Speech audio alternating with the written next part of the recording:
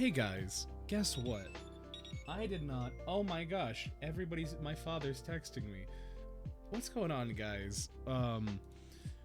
I forgot to set up my face tracking. So, if you'll bear with me for but a moment.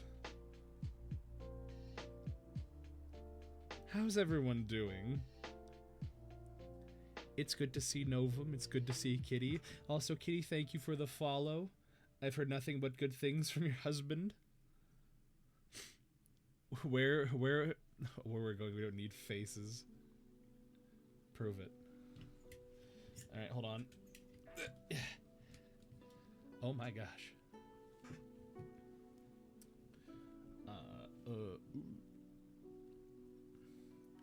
Where's everything? Everything's messed up. Alright guys, if you want to see my IP address, now's your chance. If you guess my IP correctly, you'll get a 3-month, or you'll get a third tier sub. Aw, thank you for the follow, Redbeard123. Ah, there you go. I know your eternal IP address. Prove it. I don't believe you. How dare you? Alright, I fixed it. We're good now.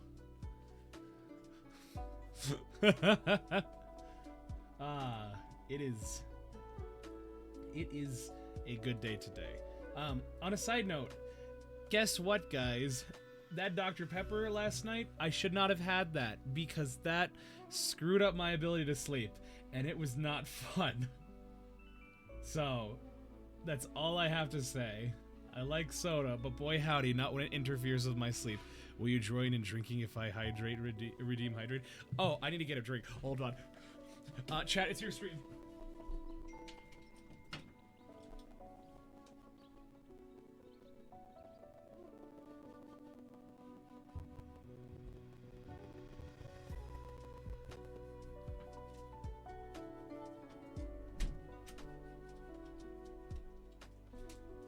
And I have yoinked my drink. You've fallen victim to the Dr. Pepper sleeplessness. It hits us all. Like, that's the thing. I was like, oh man, this is delicious. And I tried to go to bed and I'm like, wow, I am having so much trouble sleeping. And I took a melatonin pill, supplement, 10 milligram tablet to be precise. The daily the recommended supplement amount. I will take a sip. The recommended amount for a normal adult is 2 milligrams, and I take 10. I drink a Gatorade. It's only the good stuff. A Glacier Cherry, best flavor. Don't at me. So yeah, I slept not that well this morning. But we're doing much better now. So I'm just making sure I don't have caffeine again. I want to actually sleep well tonight.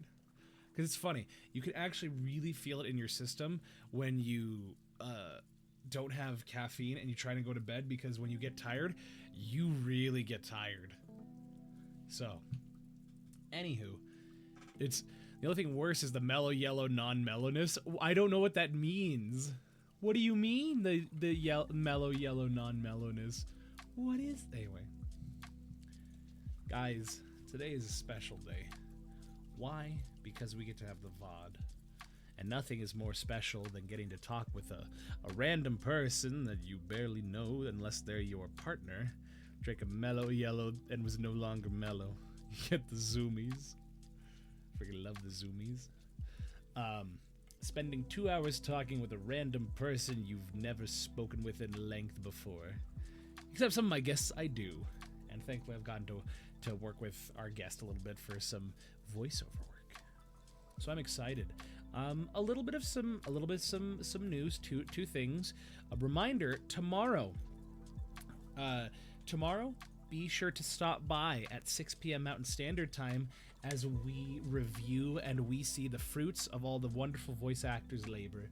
As I unveil all of the 3 different versions of the voiceover audio drama that I have made. I'm putting the finishing touches on it tonight after stream, and we shall be reviewing it tomorrow. So I am super, super excited for that. That hard work is finally coming together. It's finally coming to an end. 3 versions, wildly different scripts? No. Aside, like, one version will probably have just a singular line changed, because I realized I gave some people a different version of the script, and by a different version, I exported like it separately when I changed the line, so it's okay. So yeah, please join me for that, as I'd love to make sure we support those wonderful people that are taking part in this. Not to mention, I will be announcing my next voiceover event at the very end. So if you want to know what that will be, and you don't want to wait for my post on Twitter on my server, be sure to stop by at the very end of that. I don't know how long that stream will go. That stream will only go until we finish all 3, and then that's when we're calling it. So, as some of you know, I do voiceover events every week. I do voiceover events every month, because the goal is to give VTubers a chance to get more voice acting experience. Are they the best? Not really, but they are. I try my best to make sure they're quality. So, come by for that tomorrow. I'm really looking forward to it. So, the other bit of news keeping, or whatever you want to call it, I guess actually two more things. The VOD is going on break after this week. I'm taking a 2-week break from the VOD, because I need a little bit of a rest. So, you know, I love the VOD, don't get me wrong, but having to do all this and manage it, running the VOD, trying to get my YouTube content out, streaming other games, managing collabs, you know, I'm getting crackling with the BGM. Sometimes it gets crackly, I don't know what to tell you. Unless you're saying you're like enjoying it, and that's just some newfangled like millennial speak that I just, even though like I'm on the cusp of being a millennial. So, oh yeah, of course it's artifacting. Look, that's okay. It's okay.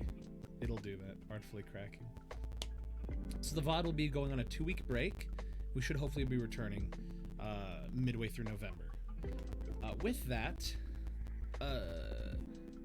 there's something else I was gonna say. Oh, I should, after this week, be making more YouTube content, so be on the lookout for that. I'm really excited for that.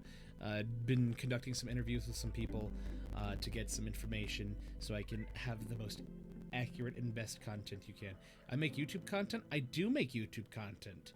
I mostly make YouTube shorts for now, but my YouTube shorts have been doing pretty well, at least for someone of my size. So, yeah, I do make YouTube content. But of the 2 big things I make YouTube content for,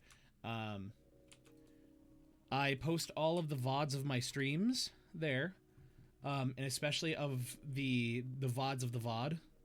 So I post that there, and sometime I've been doing posting a lot of my voiceover work there, which are voiceover work I say with quotation marks. They're literally just memes. But my YouTube shorts have been doing really well. Ever since I started actually making my own YouTube shorts. So, and my goal once this is all over is to get back into it where I make a YouTube short a day, 5 days a week. So anywho, I've rambled enough. It's time for me to introduce our wonderful guest here. So let me look off to my left monitor here. Today, we will be welcoming a world-hopping shapeshifter, a man known by many names. He has a passion for helping others, gaming and voice acting, hoping to one day leave the drag of a 9 to 5 and become a full-time voice actor. Don't we all? Just know, unless you're Nolan North, Troy Baker, or Laura Bailey, you'll never be a full-time voice actor. I'm sorry. You'll have to dabble in something in addition to it. You'll be a part-time voice actor, maybe a part-time writer, but you'll never be a full-time voice actor until Noel North, Troy Baker, and Laura Bailey, all 3 of them, die. Their words, not mine. And I'd be inclined to trust them.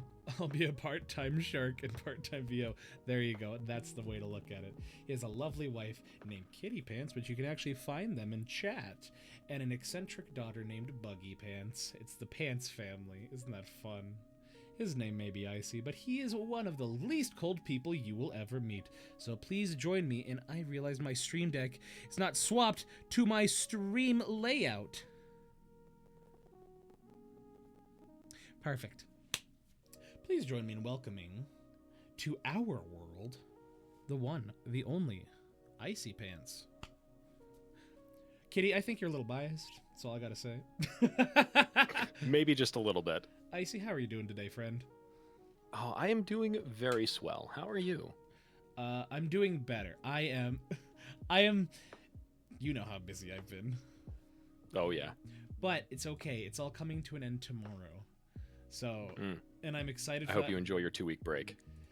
It's thankfully just going to be a 2-week break from the VOD, and so I'll still be streaming. Unless I make enough money off of tomorrow's stream where I can retire. But yeah, no, it's thankfully just a 2-week break from the VOD, and then we'll be coming back, but I'll still be doing my normal 5 streams a week, which I'm really looking forward to actually getting back in the habit of. But my times are going to be changing, so instead of like doing like 12 and 2 p.m. 12, or like noon and 2 p.m. streams, I'm now going back to probably like 6 p.m. streams like this one. Right. So it just tends to work out better because then I can work during the day, my IRL job, and then focus on school like right after noon, and then after 5 p.m. that's like, all right, time to stream. So like I have a healthy balance of work, homework, or work, school, streaming, and then going to the gym right after stream. So right on. So, but anywho, this is not about me. This is about you. So it's time for me to ask my first, and in my opinion, most important question. That is, Icy, who are you, and what is your story?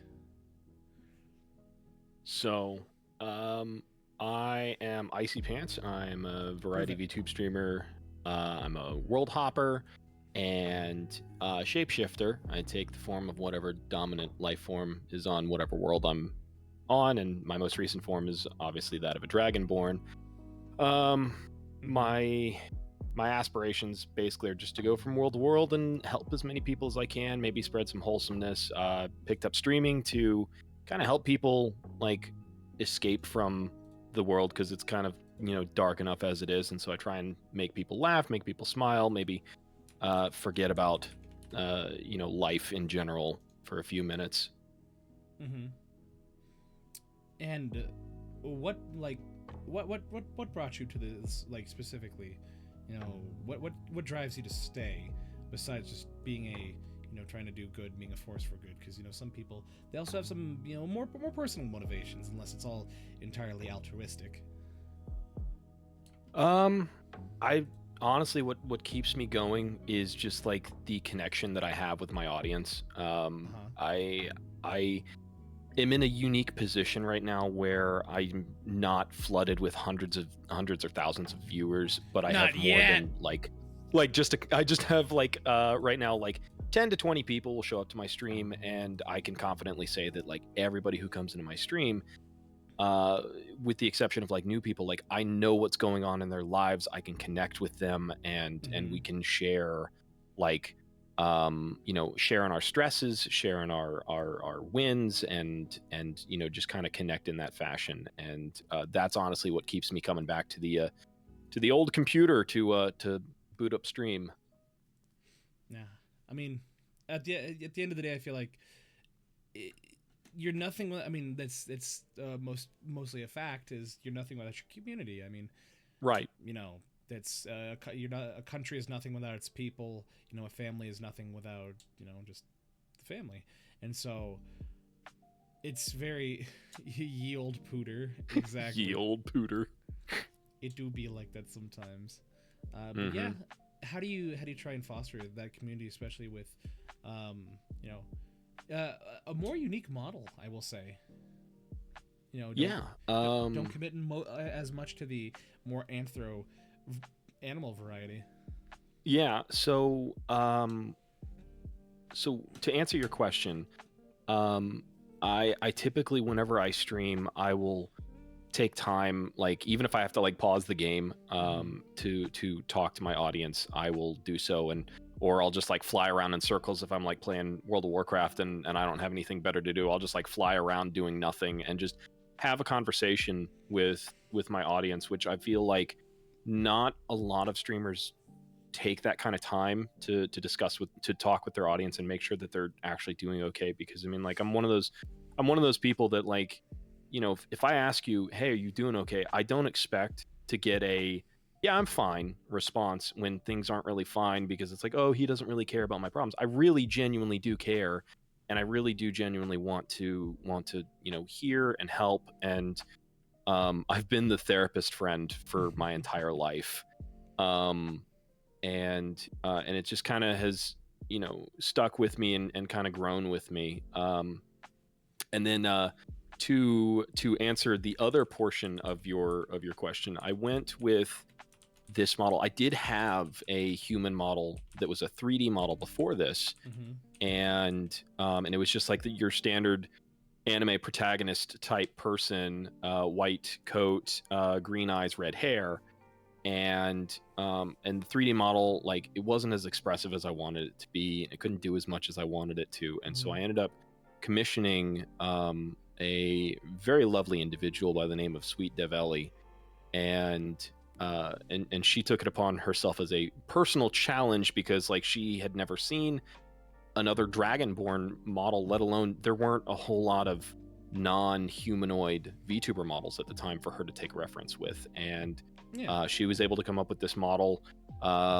It took her, I think, about like 4 months between designing and rigging to get this done, and I have loved it.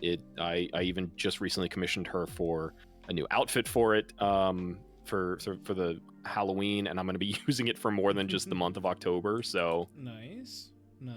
Yeah. So, you know, the lore, it's like, it's important. A lot of people like to know. So, what is the finer lore besides, you know, just coming to Earth, taking, you know, is there any more lore outside of just being in more of a celestial emissary? So the long and short of it all is that I was created by a being that would be equivalent to God, and just basically, you know, given the ability to travel from world to world, and I can sense where I'm needed most, and I can open portals to different places. And then I, of course, as I said, I change form and looks to better fit in. And one of the most needed places so far that I've been to has been planet Earth. I've been to like a vampire world, and I've been to a you know, a cat person world, and then of course now here I am on Earth, but I still kept the Dragonborn form because I feel most comfortable in this form. I mean, that's awesome, because I notice a lot. I've noticed a pattern, a trend recently of people who've started with one model and have grown to be like, oh, I don't like it, and I want to rebrand. And so it makes me happy to see people who are just getting more and more comfortable with, you know, their model, but two, who they are, you know, as their social identity. Right. Do you have any plans in the future to change the model again? I mean, especially to suit the lore? I might do an upgrade on this model. I know that Ellie had said that she has learned a lot more since designing this model, and a lot of the folder structure and things like that really bugged her, but she doesn't really have the time to go through and fix the structuring or fix some of the rigging and stuff. So she's told me that that eventually she would like to update it, but I don't think that I will steer away from the Dragonborn. But I might change up the armor a little bit. I might change like how maybe my scales look a little bit. But other than that, no, I'm pretty satisfied with you know, who I am. Yeah. Now, talking about who you are, like with the design and all that, my favorite question to always dive into is, we see who Icy is on the outside, on what we see on the screen, but who is Icy behind the scenes? Without going into too much detail. Right. Who's the person behind the model? Right. So, I've never been shy to talk about myself in real life. Yeah. I am. I'm obviously a husband and a father, and those are really honestly two of my favorite things about my life. I'm a Christian, and I'm very deep seated in my faith, and I used to serve in the military. Did 6 years with the Air Force. Got out, and now I work cybersecurity for the Air Force. Ironically, at the same base that I was at before I got out of the military. Oh, there you go. I still see everyone. Thankfully, I didn't, burn any bridges or anything like that with, give them the giant middle finger on my way out the door. I almost feel like I thought I left my last job. I thought I left it on good terms, and I realized I ended up turning everything in and quitting 30 minutes before I had a shift, and I was I was slated to work the weekend.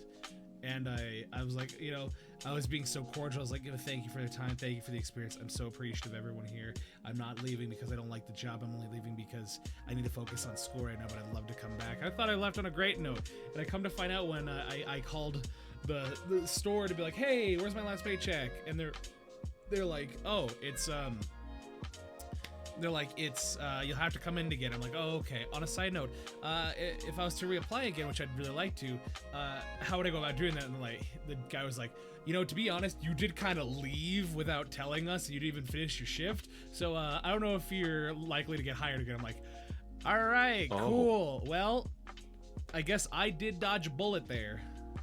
So, oh, no. But, yeah. Leave on good terms, guys. Leave on good terms. Yeah. Unless you're Walmart. That's all I gotta say. Fair. Now, as for Air Force Base, all I gotta say is this: growing up in the city of Las Vegas, I can tell you this: Air Force bases are so much better than like every other base. Oh, absolutely. Like Nellis Air Force Base in Las Vegas. Again, I don't live there, guys. I don't live there anymore, so you can't track me down.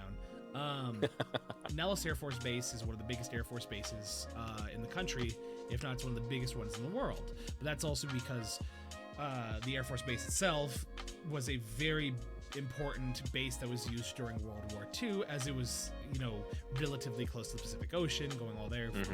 And so going on that Air Force Base is like its own little mini town. That's all I gotta say. Oh, absolutely. When I was overseas, I had the opportunity to help out one of my friends when he was going to go get the PRK eye surgery, and we had to go to Landstuhl Air Force Base, which is in Germany, and it's right next to Ramstein. And Ramstein Air Force Base has a highway on the base. It's wild. They're called BXs. They're essentially like malls for all intents and purposes. If you stand in the dead center of the BX and you look to your left and your right towards the walls of that place, you will not see the end wall. Like the ceiling becomes the floor on both directions. It's disgustingly big. Dang, America, am I right? Woo! Right. I think if I remember, one of the biggest Air Force bases we have is, or military bases we have is, in Korea? Yes. Was that Camp David? No. That's Camp David that's it. No, that's here in the U.S., is it not? Yeah, it's in Maryland. So, Camp David's in Maryland. Yeah. Yeah. What's the one in? So in Korea, we've got Osan and Kusan. Because I think there's one near the 40th parallel, right? Maybe. Because I know there's one in Seoul. Yes, that would be that's Osan. Let's see. Yeah, U.S. Army garrison, Yongsan. Ah. So there's So that. I'm only really familiar with the Air Force bases. Ah. Yeah, but all I know is the biggest U.S. military bases. So let's see. Ramstein is right up there. Let's see, 5 largest ones. So Fort Bragg in North Carolina. Fort Bragg's a big one. Fort Campbell in Kentucky. Fort Hood in Texas. Joint Base Lewis McChord in Washington. And Fort Benning in Georgia. Those are the top 4 biggest, largest U.S. military bases. But the largest U.S. military bases in the world: Fort Liberty, North Carolina, Fort Campbell, Fort Savassos. I don't know where that is. Oh, there it is. Camp Humphreys. That's what I'm thinking of. Ah. Camp Humphreys is the largest one outside of the U.S., and it is in South Korea. Okay. So yeah, it'll go Camp Humphreys, Thule Air Base. I don't know where that is. Green. No, it's not. Where is this place? Like how we're talking about. It's originally talking about you, and now we're talking about Air Force bases. It's fine. It's in Greenland. Camp Fuji is in Japan. Yeah. Guantanamo Bay. We shall not talk about Guantanamo Bay. First rule of Guantanamo Bay. First rule of Guantanamo Bay. We don't talk about Guantanamo Bay. And Camp Hansen in Okinawa. Mm-hmm. So yeah, the one in South Korea, Camp Humphreys. That's the one I was thinking of. Gotcha. Big boy. Yeah. Some crazy Tony Hawk Pro skating at Guantanamo. This guy. Spirited Nostalgia. Awesome. Oh my gosh. Hi, Spirited. Heck yeah. So, with all this in mind, you know, how do you navigate all of this? You know, being a working a 9 to 5, having a family, trying to do streaming, and also trying to do VO work as well. You know, I don't have a family, but I'm I am a university student. I work a full-time job. I do streaming, and I also do voiceover work. And so the only part we differ really is family. And so I just substitute that with meaningless schoolwork that I have to do every single day. So how do you manage that, especially the family? Because that adds a much different dynamic. Sure. Yeah, absolutely. So it's all about balancing time management, essentially, which I'm already terrible at. But the main part that allows me to do this is the fact that my family is supportive of it. Mm-hmm. You know, they've never once, told me, that I couldn't do something or that I shouldn't do something. It's always been very supportive of, yeah, go for it. Because one of our family mottos, and this is going to sound weird at first whenever I say this, but I'll explain here in just a second. One of our family mottos is called "Catch the Shrimp." And catch the shrimp. Catch the shrimp. All right. So you'll have to bear with me for just a second. So when you go to a hibachi restaurant, I was about to say. So you go to a hibachi restaurant and they do the fun little show in front of you, and one of the things that they will sometimes do is try and get you to catch the shrimp with your mouth, and some people will be too embarrassed to do it, and so our family motto is just just go for it. Do it if you want to. Try it at least. It's better than stagnation.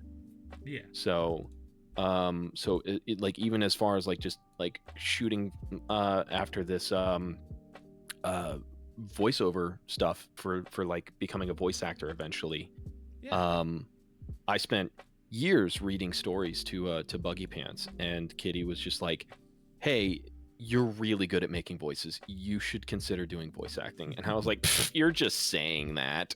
And then it wasn't until years later that I actually got praised by a professional voice actor who was like, "Have you ever had any acting training or voiceover training?" And I was like, "No, none, other than reading stories to a very fun child." And so he's like, "Well, I want you to sign up for one-on-one training with me." And 2 years later, I'm still doing classes with him, but now it's in an actual class type setting. But yeah, so Joshua Seth is who I take classes with every month, which I have class with him tomorrow. So that's why, unfortunately, I won't be able to join for the first part of your stream tomorrow. It's okay. But, Just pull off the person that yeah. you've known for a couple of years now for someone you right. met. That's how it works. I don't know. Is he giving you actual work? I don't know. I'm giving you work. So I don't know, man. That's all I gotta say. Right. No, but that's wonderful. If you can keep a child's attention while reading to them, I'm assuming you can hold anyone's attention for audiobook recording. See, what's funny is in my pursuit of voice acting, I've never once had a desire to do audiobooks. I haven't until about like 2 weeks ago, and now I've now signed up for ACX, and I'm gonna start trying for those. ACX. So if you go to acx.com, that is a website where you can sign up to audition for audiobooks through Audible, and you can get paid either royalties or just like a one-time fee or one-time like payment of like whatever the industry standard is. Typically it's for like finished hours, so you have to do all of the audio editing and engineering yourself, but you can either get paid 20% royalties for as long as the audiobook is on Audible, or you can get paid like, sometimes it's $100 per finished hour, and it's a 10-hour book, so that's like $1,000. But again, that's finished hours, so you got to like balance how much time you put into it and whatnot. And for me, reading's hard, so I'm going to start out with like children's books. Well, there you go. I think I don't know really any I don't really know any audiobook voice actors other than this guy named Scott Brick, and I only know him because the first audiobook I really listened to was one of Do Androids Dream of Electric Sheep, and which was the basis of the movie Blade Runner. And it was such a fantastic story to listen to. And I was like, man, I can't wait to try and listen to more. And then I'm like, oh wow, these are awful. So my biggest worry is that like a lot of audiobook voice actors are they're very hit or miss in my opinion. So James Marsters, which KittyPants has mentioned in I love James Marsters. Chat. Yep. So he does the narration for the Dresden Files audiobook series. The Dresden Files, as in like the World War II, like bombing of Dresden? No.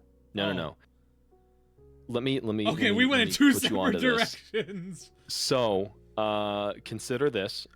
Imagine someone who makes pop culture references constantly, is sarcastic and funny and witty, is a wizard living in modern day Chicago, helping the Chicago PD to solve supernatural crimes. It is one of my favorite book series. That sounds interesting. It's so good. It's on a side note, my VO teacher has done audiobooks, and there's a lot of time management you need to do to stay on track with that sort of thing. He was Spike and Buffy. Oh yeah, yes, he was. James Marsters was also in the original Dragon Ball movie. He was also Dragon Ball Evolution. He was King Piccolo. And then he would go on to repair his reputation and working for free in Dragon Ball Super as the voice of Zamasu. Yeah. So, and his performance of Zamasu was super good.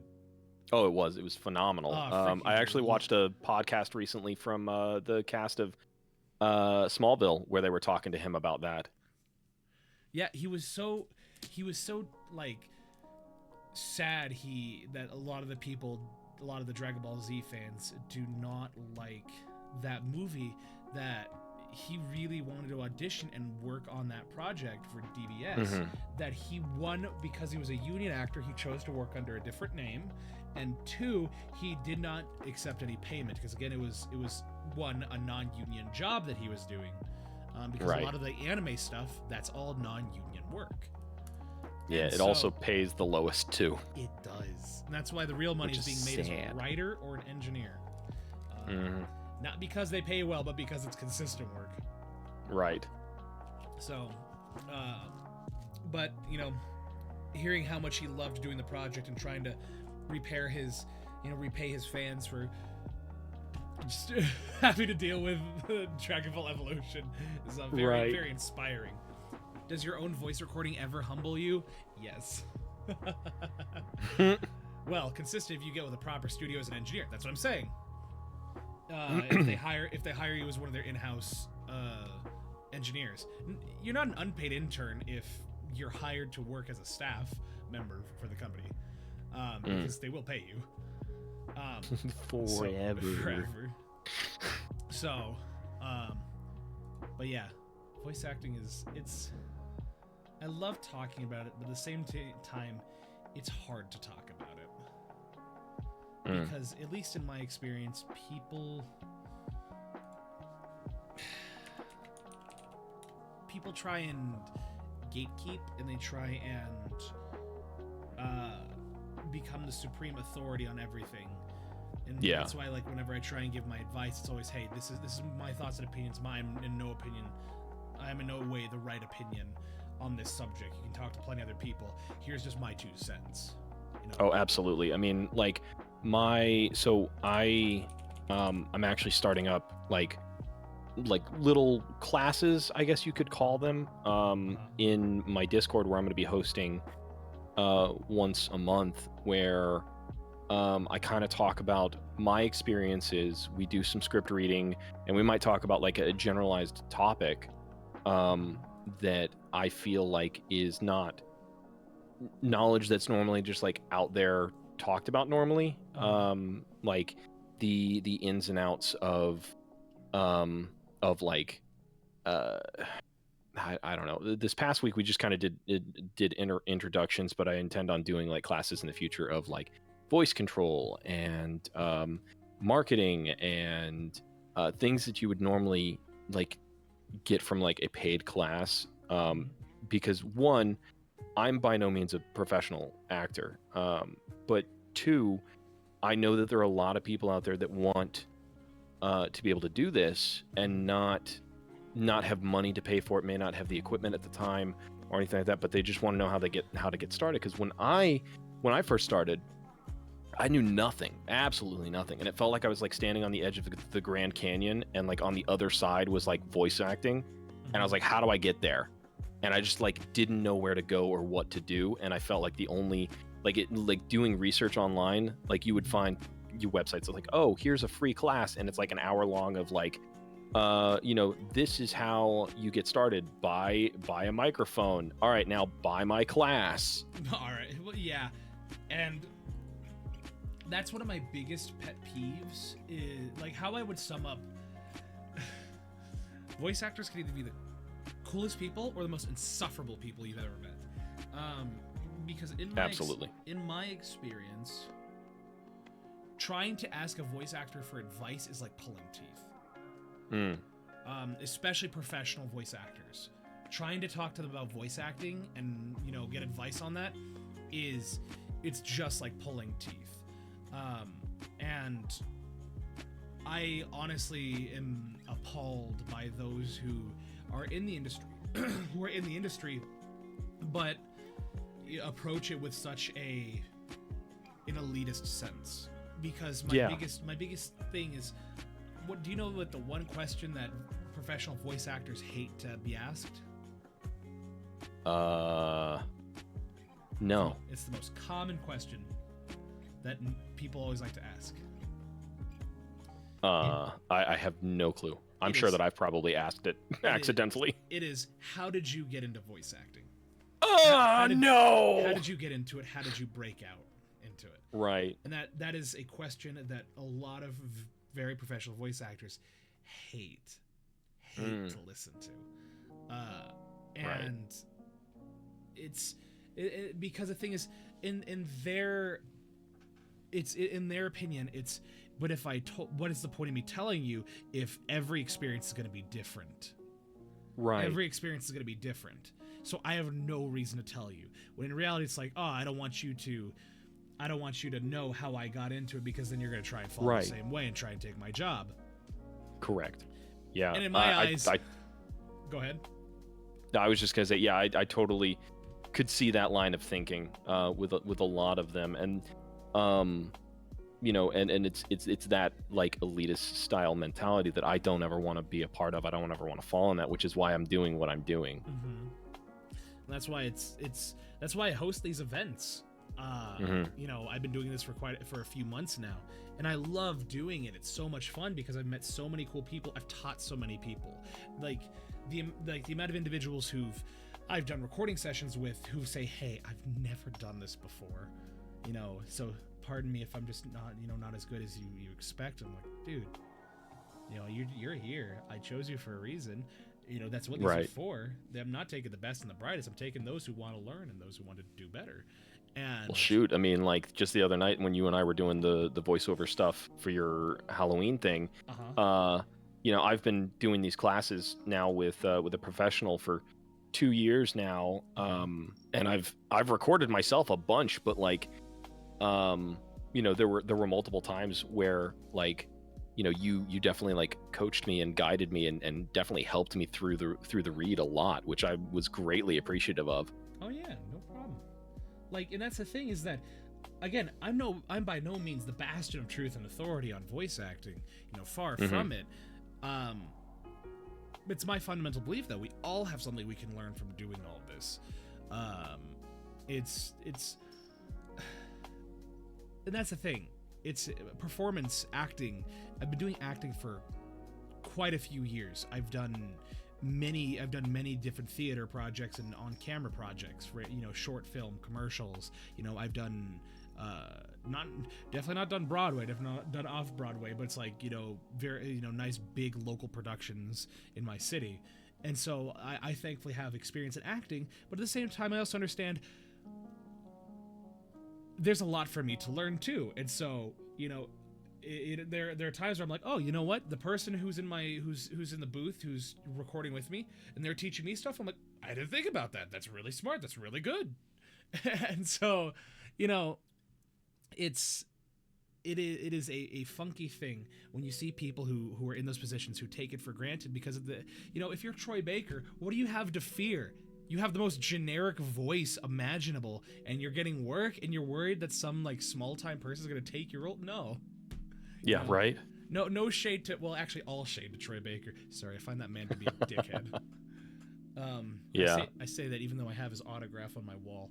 Oh, I feel the same way. So I'm not gonna go into too much detail about it, but like I got the opportunity to meet Greg Sipes when Buggy was very small, because she was very much into Ninja Turtles and Teen Titans Go and that sort of stuff. And so he was at a local Comic Con that we went to, and I like paid money for her to be able to take a picture with him. And this man rolled up in camo shorts, an army jacket, and was holding his dog, and his dog was on like 3 different types of Xanax and just like high out his mind. And he was like more concerned with talking about his dog being zen and like trying to ask my daughter why she wasn't a vegetarian. And I'm like, dude, she's 6. Like, what do you want from her? What? Yeah, it was a wild experience. And so then when we finally got the picture done, I have the picture. It's on like, it's in her room right now, and it's literally Greg Sipes, his dog, and my daughter, and the stuffed animal of Michelangelo, all in the picture with one another. I'm like, he couldn't even put down his dog for this picture with my daughter. Damn. Yeah. Okay. So. Yeah. Time for me to talk about my Troy Baker experience. Oh boy. So back in the day, and by back in the day I mean like a couple years ago, Troy Baker and Nolan North. You know, I love Nolan North to death. He's one of my top 3 favorite voice actors of all time. For those that don't know, Nolan North, he's the voice of most known as the voice of Nathan Drake. Nathan Drake, Desmond Miles. He's the Ghost in Destiny 2. He's Blaze, the monster truck. If you're a parent, you'll know what I'm talking about. It's a good show. So You know, but he and Troy Baker used to hold a you're so young, don't even back in the day us. I can back in the day. I am almost a quarter century old, and I have the Oh knee no. pain. How terrible for you. Yep, yeah, I can almost rent a car without having to pay all the underaged fees. Fun fact, guys, they say you can't rent a car until you're 25. That's a lie. You can be It is a lie. You can be 21 and rent a car. You just have to pay extra fees. So, yo, is that the Mikey Near? We love Mikey. Mikey was one of our previous guests on the show. You're gonna get shouted out, nerd. Sorry. Ooh. They also do fantastic art. So please go support them in their VGen. I want to see about. Hell yeah. See, I want to see about getting some really cool Val art for the VOD. I have yet to get in like a art of Val at his desk for the VOD, which I really want to do. So I plan on going Mikey for that. So back to Troy Baker. Yes. I went to my very first con. I hate the sentence that you have typed. I hate that my knees pop anytime I stay. I don't have my knees. You kidding me? The amount of like the pain pills I take for my knees and my lower back, and I wear braces for my knees. You can ask my mods who know me IRL. Everything in my body pops. The knees, my hips, my back, my ankles, my elbows, everything. And it's not fun. But that's genetic. They say the body is a temple. Mine's old, decrepit, and probably haunted. See, for instance, if I just move my ankles or my wrists, they just pop continuously. They don't stop. Oh, I've been popping my fingers the whole time during this interview. Like, I don't know if it'll pick it up on the mic, but like, if I just bend my fingers. Yup. But anyhow, Troy Baker. Back to Troy Baker. Yes. So, 2020 was the first time I had ever. Was it 2020 or 2019? I can look at my. I think it was maybe 2019. Hold on. Where's my pass? 2020. That's what it was. So this was right before the height of COVID. Mm-hmm. And so, like, Troy Baker. Since all crunchy people, we are all crunchy people with crunchy bones. Yep. So Troy Baker and Nolan North at the time had a YouTube channel, a very good, very awesome YouTube channel called Retro Replay. And I loved it. I was a big fan of it because there was just two dudes that would sit on a couch, play old video games, talk about their life experience, talk about voice acting. You know, super fun. It was super chill. And I love it. It was one of the inspirations for the show, actually. And like back then, everything was great. And so they were doing a couple of con appearances as Retro Replay. And I was like, oh, I'd love to meet them. This is my first convention. It's the Las Vegas Level Up convention. It is now a very big convention. Back then, it was only the first floor and like a small area of the Las Vegas Convention Center. It was not a big convention. And it is now massive. Yeah, I've heard about it. It's very cool. My dream is to be able to be to go there as Val and to, like, you know, have a booth. Maybe not like one of the famous signings, but like have my own booth there, just sign things for free. A giant TV screen with Val on it. No. If I was gonna go there, I'd either just go as myself, or I would just like commission some form of a head covering. Right. So, yeah, a cosplay type thing. Yeah, because I already have the suit. I already have my own suit. So, but the thing is that was the very first convention I ever went to. I was 20 years old. You know. Didn't get much experience in attending conventions like that. Full Val cosplay would be cool to see. You mean a suit and just slicked back hair and glasses? Well, it's the ears too. It's the ears. God, you can't forget about the ears. Of course. Thank you, Ellie. I appreciate it. Mine would be a little bit more difficult. I have the armor. There you go. It's the dragon part that's difficult. No, the thing is, my goal is to for the next con. I'm trying to get to the gym, eat better, and I want to do a full Guts cosplay. That'd be cool.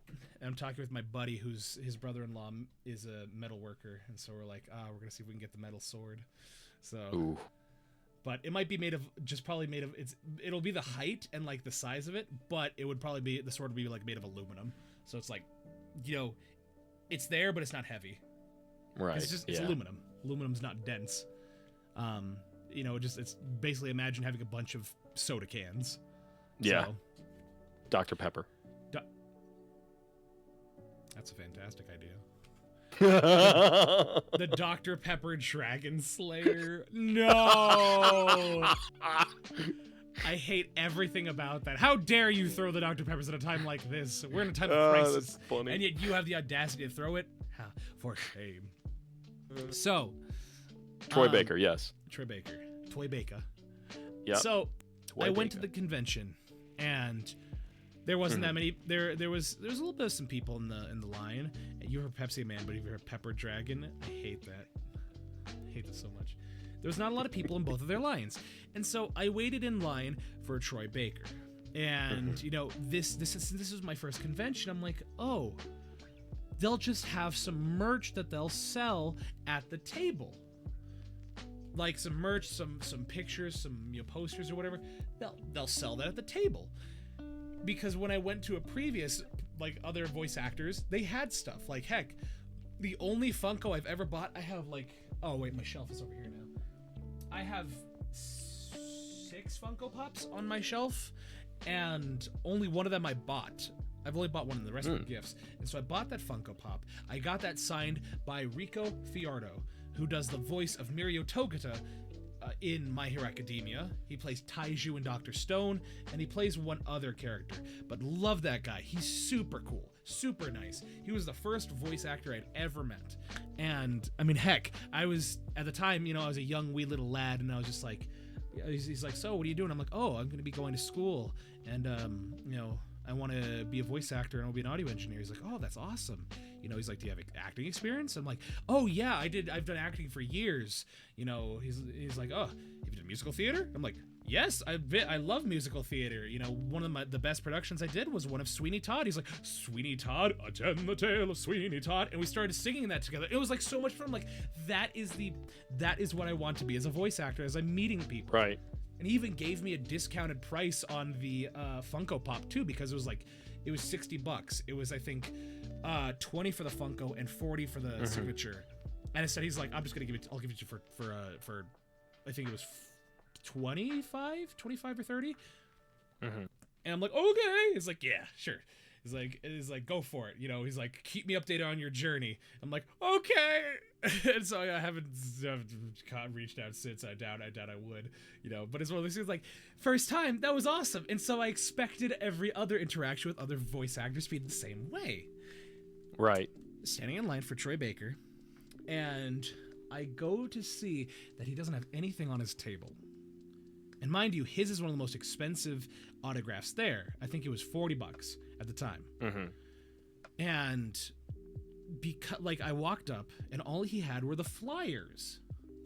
All he had were the flyers on the table. And he's like, oh, he's because his wife was next to him working the money thing. It's like, all right, this is how much it'll be. Here's what you get signed. Put a sticky note on and everything. He's like, so what do you got to sign? And I'm like, what do I have to sign? I thought you guys would have something here. And she's like, oh, no, we unfortunately don't. But we have these flyers, in these things. I'm like, sure, that's fine. And she's like, okay. And she was the sweetest person. And, right.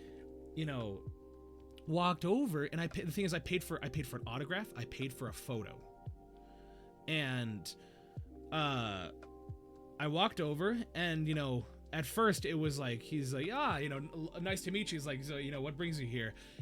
What's up? And I'm like, oh, I'm from Las Vegas. This is where I'm from. I love the work you've done, especially Retro Replay. It's one of my favorite things to watch. He's like, oh yeah, I'm really glad you like Retro Replay. We talked a little bit about that. Everything was going okay. And then I was like, all right. He's like, so what do you have for me to sign? I'm like, this flyer? And he's like, oh, okay. And I'm like, is that okay? He's like, yeah, no, that's fine. That's fine. And so he signs it. He doesn't even make it out to me. He just signs his name and that's it. No. I'm like, I could sell that if I wanted to. I'm not gonna. Those, Right.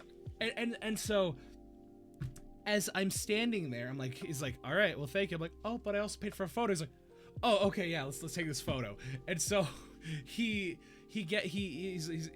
like, you know, can I hold the phone and I can take it for you? He's like, oh yeah, we do a selfie style.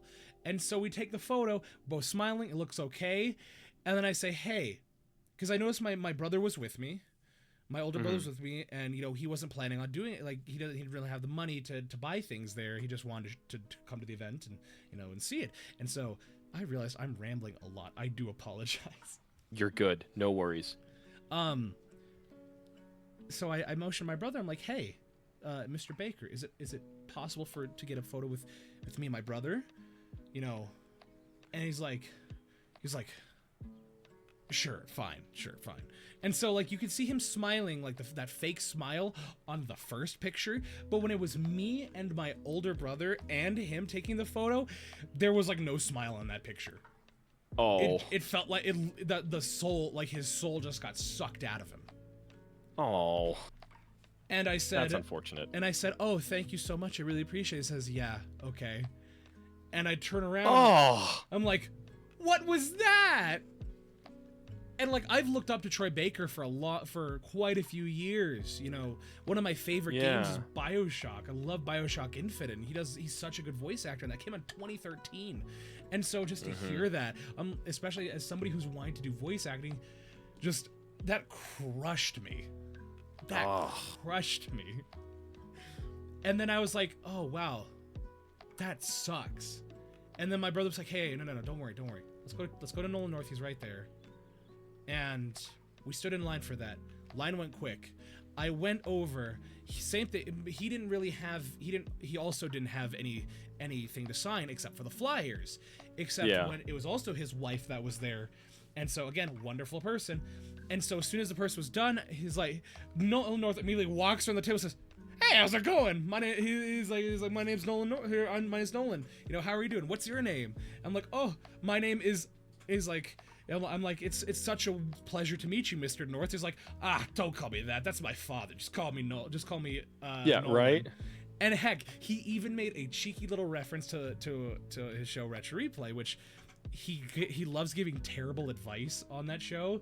And every time he does, he always gives a little bit of a tidbit that was like, Uncle Noli knows. And he's like, looked at me. We looked at each other. He's like, Don't call me Uncle. Don't call me Mr. North. That's my father. Call me Nolan. He was just like Uncle Nolan knows kind of moment. I was like, oh. So you know, again, I was losing my mind. And he's like, all right. So what's in? You know, he's like, do you want this made out to you? I'm like, yes, please. All right. He writes my name out to my name. Writes, you know, signs it on there, making sure it looks all pretty. And then he's like, and it looks like you also paid for a photo. You want to do this? Or he's like, how do you want to do this? He's like, actually, you mind if I see your phone? Yeah, sure. He's like, all right, I've been to like a few of these conventions. I know how to do this. He's like, okay. And so he takes the phone and does like, instead of doing like one photo, he takes like a bunch of different photos with me, and we're just doing stupid faces together. And then that's awesome. And then it doesn't end there, because as I look at them, my brother's just like about 2 feet away, just kind of just looking down at the floor. Nolan North looks at me, he's like, hey, who's that? Is that your brother? I'm like, yeah, it's my older brother. He says, well, does you want to get a photo? And then my brother's like, no, that's okay. I didn't pay, you know. And Nolan North had the audacity to say, I don't care. Family's family. Get in here. Yeah. So we ended up taking a photo. It's one of my favorite photos ever in my life. And it's Nolan North. It's me, Nolan North, and my brother, and we all look so happy together. And I walked away from like, thank you so much, Nolan. You know, made my convention. You know, I look up to you. You know, you're one of the reasons I want to be a voice actor. And he's like, if you keep that attitude, I guarantee you'll make it. Just keep working hard. And wait for me, Troy Baker, to die, and then you can get a job. I'm like, thanks for the advice. and then we left, and I'm like, oh, that was so much fun. That was awesome. And I'm like, of this entire long-winded story, never meet your heroes unless it's Nolan North. Right. So my experience with Joshua Seth, because I've met him a couple of times in person. The first time I ever met him, I like fangirled hard.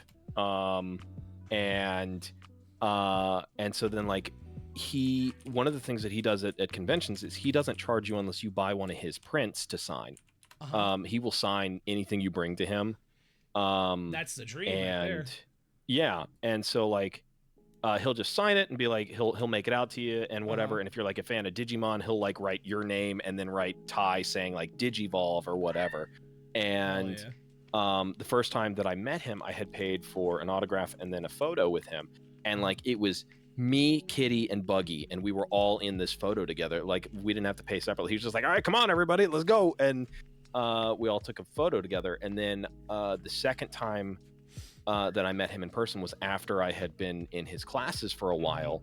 And so like I was talking with his manager and we were deciding what I wanted to have signed, which I had like a Digimon card signed and a print. And like he's like dealing with someone else, and then out of the corner of his eye he sees me, looks up, and he goes, "Hey, from my voice acting class." And and then we just like had a great time, just like like casually talking. It was so much, like, it was so great. That's one of the big things that there so when I first started when I made the choice to do voice acting, because you know I haven't really talked about my reasons for getting into voice acting. My big reason was because I had a big life event. You know, it was that thing I kind of told you about that I did, you know, serving that thingy, which I'm not going to go into talking about. Sure. I had a big life event where I was away from home, I was away from my family. I got hurt, and I had to give it up. I had to stop doing it, and it crushed me. It just crushed the life out of me. And I went home, and the amount of disappointment I felt in myself, but also the amount of pressure I felt from other people who were expecting so much from me, it all came crashing in. And you know, because I was 19 years old, I'm just fresh out of high school. I'm just a young man. I'm still a young man, Mr. You know, wife and a kid. Yeah. But you know, I'm 34, but having a child adds 10 years. Oh, I've raised one child, and that was my niece. I raised her. I helped raise her until she was about 5 years old, and after that, it was like, oh my gosh. And so I've only ever done one class with them, and he remembered my read through too. It's the people who are genuinely passionate about that, they remember. And so, but I was so depressed. I just had no motivation, no will to live, to do anything. And it sounds so stupid. It sounds so dumb. But no, not at all. I get it. I started to watch anime, and the big inspiration that I have, again, it sounds so dumb, but it was watching My Hero Academia, and it was watching Chris Sabat's performance as All Might that really made me decide I want to. What? You throw it at me? What? It was Chris Sabat's performance as All Might, and just how much he went into it, that just made me realize that's what I want to do. Because I didn't know what I want to do in life. I was like, I was working at a Starbucks, and I was working day to day, and I was planning to go to college, and I was going to study music because I wanted to play. I'm a classically trained double bassist. I've been playing for well over 10 years, and I thought I was good. I thought it was okay. And so I was like, I want to play for a symphony. That's my dream. That's my goal. I want to play for a symphony. I want to make money playing music. And when I was working at Starbucks, one of my private teachers came through, and he's like, "Oh, Val, you're working here?" I'm like, "Yeah, I am." He's like, "Oh, well," because he and I worked together for like a year or two. He's a very fine double bassist. He's a prodigy. He toured all around the world and done all that. He's very good. And so we're talking. He's like, "So what are your life plans? What are you wanting to do?" And I said, "Well, I want to I want to play in a symphony.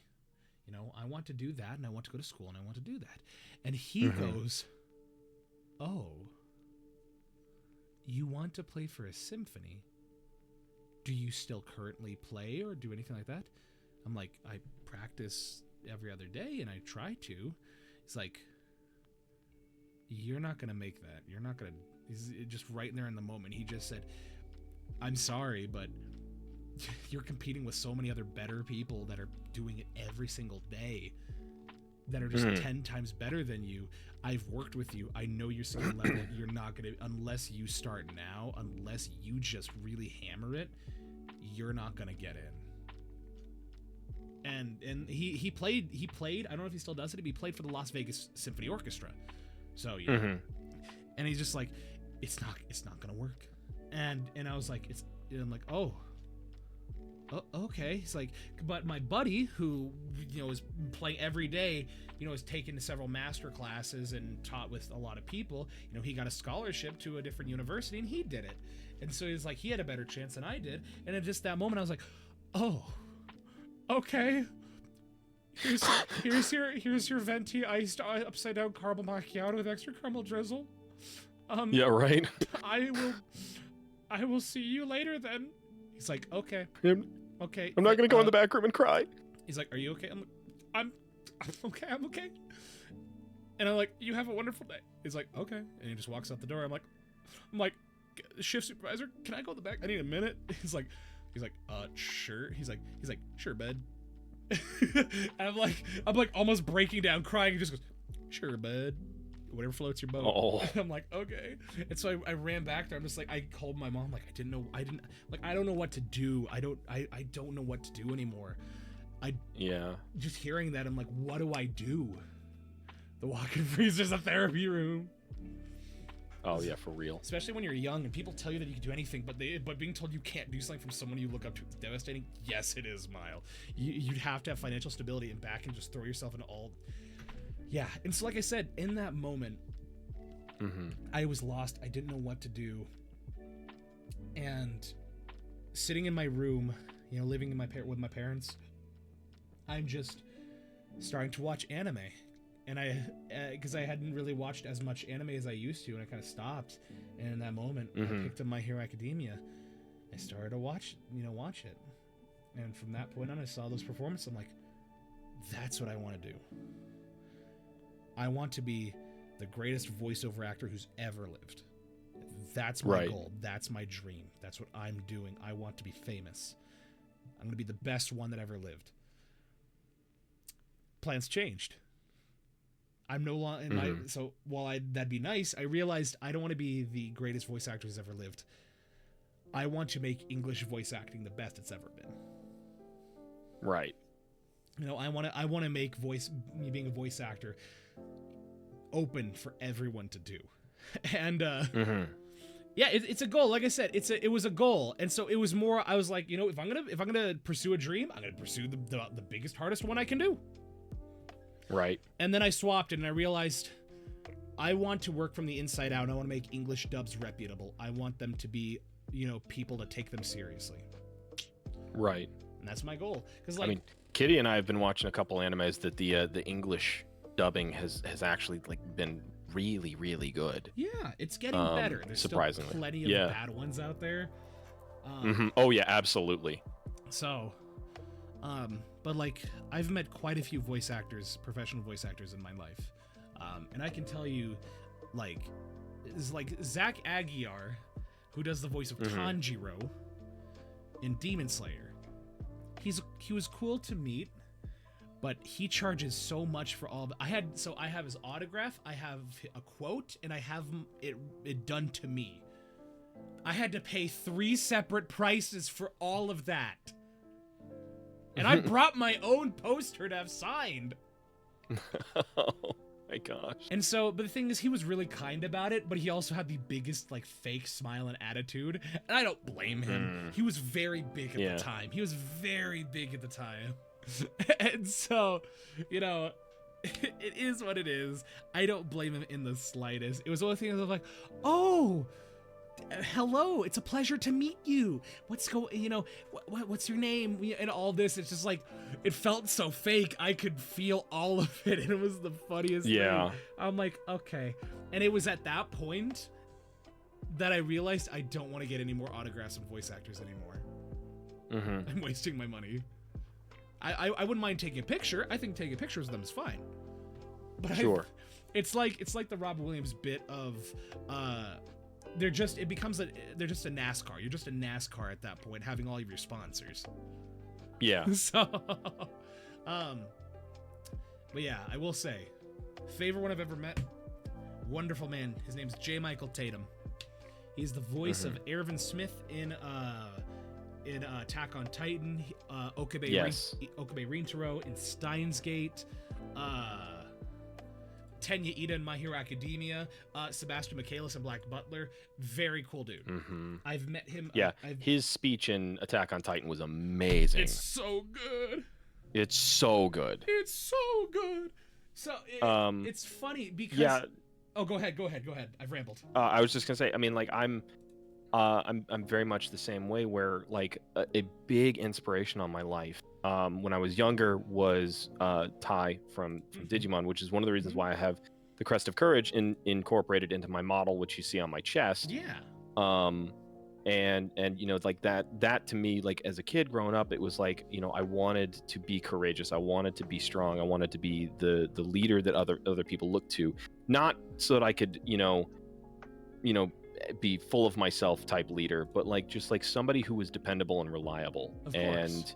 And then when I became an adult and My Hero Academia came around, and like very much so, like All Might was very much an inspiration to me, where it was just like, no matter what's going on in your life, like make sure that you smile and that you give comfort to others. You know, and you know, I very much want to, like, if I ever get famous and I ever become one of those people at the cons and sitting behind the tables and stuff like that, I want to genuinely have conversations like you had with Nolan North. Yeah. And just be, you know, that person that's just like connects with a person, you know. And I think that that's like one of the reasons why, like, I don't really care so much if my Twitch takes off right now, because oh, thank you, Kitty. And so, like, you know, like, I don't care if my Twitch takes off right now, because the people that show up to my Twitch I can genuinely connect with and have a conversation with, and it feels just like that, where it's just like a, hey, what's going on, you know, how you doing, you know, like, you know, did you do anything fun this weekend? Oh man, that's cool, me too, you know, whatever, you know. So like that to me is like a huge thing for me. It's such a, it makes me sad when you see people who in an industry you look up to, and they don't measure up to your expectations. And that's like, again, J. Michael Tatum and Johnny Young Bosch are two people I've had the wonderful pleasure of meeting and talking with. And like with J. Michael Tatum, I've met him twice now, and the first time was at my return to Level Up, and when I met him, he didn't have anybody in his line, and it was me and my brothers. We walked up, and we probably spent like 15 minutes just sitting there and talking to him. Icy Jackets. Wait a minute. Hold on. Yeah.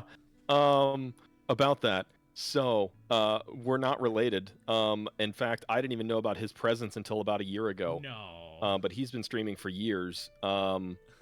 It's actually quite funny. Nylock, what? I think I know what I must do. I have to wait 31 seconds. Continue. Yeah, so Icy Jackets and I met because he popped up on the recommended channels tab while I was midstream, and I was like, hold on, everybody shut up, there's an Icy Jackets. and I stopped streaming so that I could go over to his channel and introduce myself.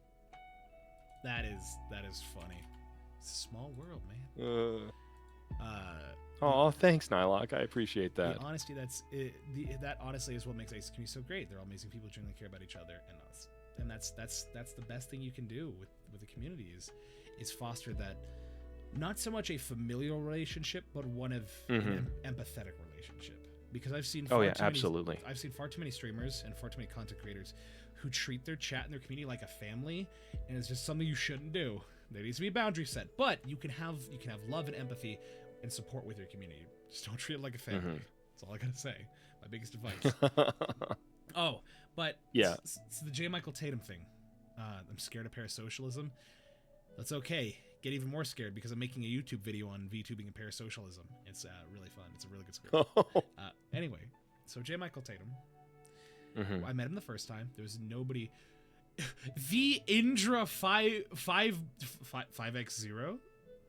Oh, it's just Indra. Well, okay. Sorry, I have to read out the entire name. What if I need a small load? I mean, yeah. Welcome, Indra. How are you doing? How was your stream? Thank you for the raid. Hi, Indra. Let me give you a follow. Welcome in. There's a follow from me. Welcome. If you need to dip, feel free to dip. Be under no obligation to stay, though I encourage you stay to support our wonderful guests. But thank you for rating and stopping by. Hello, how are you? How was your stream? That's good. That's great. J. Michael Tatum.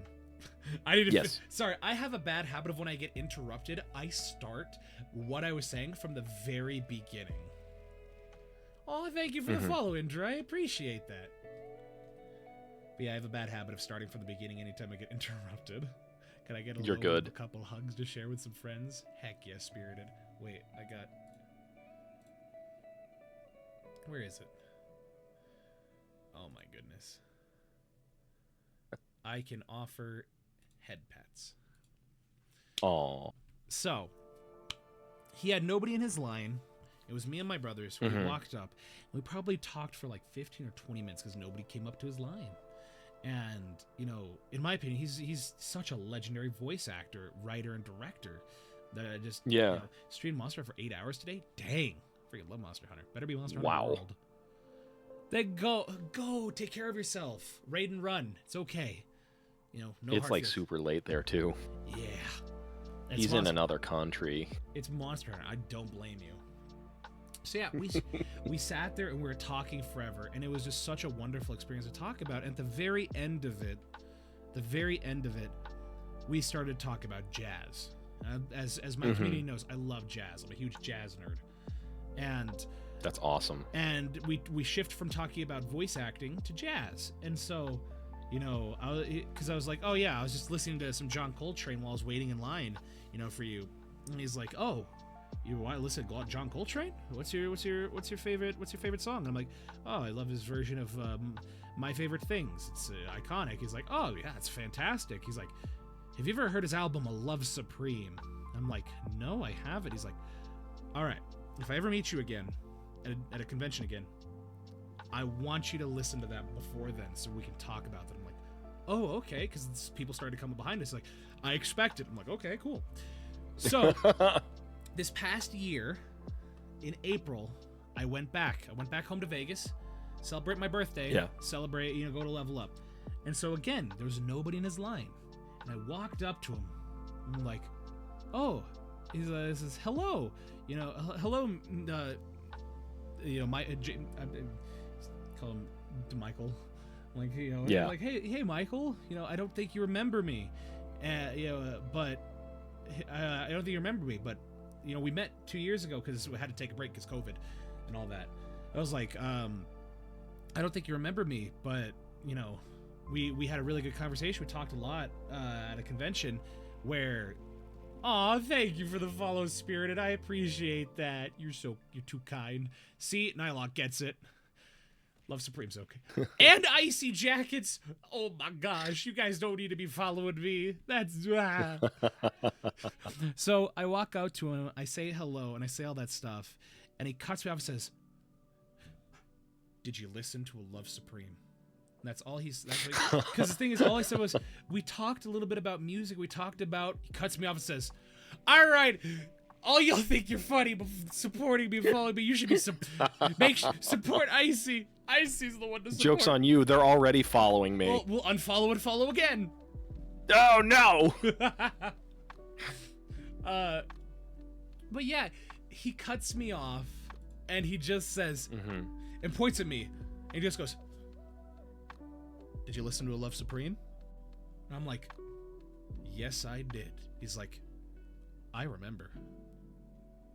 Oh, that's so awesome. What did you think? And I'm like, firstly, how did you remember? You see so many people, it's like, Oh, I remember that conversation. How did you feel? Jacket. How did you feel about a love supreme? Instructions unclear. Unfollowed. Icy. Gotta follow fellow jazz lover. Hell yeah. And so I'm like, at first I thought it was the worst thing I'd ever listened to. I'm so sorry. And he's like, how dare you? And I'm like, but wait. I gave it another shot. I gave it another listen. And a love supreme it's actually very good, and I really like it. He's like, that's what a lot of people feel. Is they don't like the album at first because it's very experimental, but then you get into it. It takes a couple re-listening to really get back into it. And so we started talking a lot. My brothers came up again. I took a photo with him. I'm looking at my phone. That's why my model is not moving. And so I we started talking more, and then we started to talk about Attack on Titan and about that scene, which I'm not going to talk about. And and so as we started talking about that, he's really opening up. He's like, oh, I made sure not to continue watching the show after that point because I felt like my character, all I was done with the character. Just in that moment, I didn't need to continue watching. It was just that. And because they brought him back later, and it was interesting seeing him relive that. And at the very end of all of that, he's like, hey, at the very end of that, he's like, all right, since I'm leaving again, I gotta ask, got any more music recommendations? He's like, funny that you mentioned that. There's this guy. His name is John Adams. I'm like the president? He's like, just like the president. I'm like, okay, what should I listen to? He's like, listen to this album. It's called Century. I'm like, okay. He's like, listen to this song. It's called Airbox. Look at that, John Adams. Yeah, see, John Adams. And so that's what I'm currently at. Is next time I see him, if he comes back to the convention next year, I'm like, don't know if you remember me, but last year we talked about John Coltrane, and I'm back with your new recommendation. Anywho, I'm sorry, I'm just rambling. I'm using the VOD as an excuse to tell my voice, my convention and voice acting stories. No, dude, I'm having a blast. Just us just chatting, Yeah. And I've always felt like even though you have your list of talking points and questions and stuff like that, I've always felt like you really learn more about a person by just having a conversation with them. So I've really genuinely enjoyed us just talking. Oh yeah. Well, and I find that these are the best episodes of the VOD. Don't get me wrong, I like questions and I like interviewing, but I like having a conversation more than an interview. Oh yeah, absolutely, 100%. And so it just turns into the best part is it turns into just two buddies sitting on a couch just reminiscing and talking about life, and that's the best thing. So going forward, are there any not to mention stories of hell entertaining? Oh, I'm glad, Nylock. I appreciate that. Ramblers are how I learn about the world as a hermit. Well, we need to change that. We need to get you out and about. So, sunshine, no. And it's funny because we haven't even this will be 2 episodes in a row I have not brought up the food flowchart. Oh. Unless you want me to bring that up right now. I don't know what that is. What do you mean food flowchart? Oh. I rarely have. It's funny as I have expression toggles that I never use. Huh. I remember the pear wiggler. Yeah. I find that so funny. Like, on a side note, I have this face. I have this face toggle. Just very. I don't know. I don't even know what to call this face. Anyway, it's pretty interesting. It's a face. Yeah. Wait, what the hell? There we go. I have like a shocked face. But the one I don't use as much anymore. I have an ooh-woo face. An ooh-woo face? It is the ooh-woo face. Nice.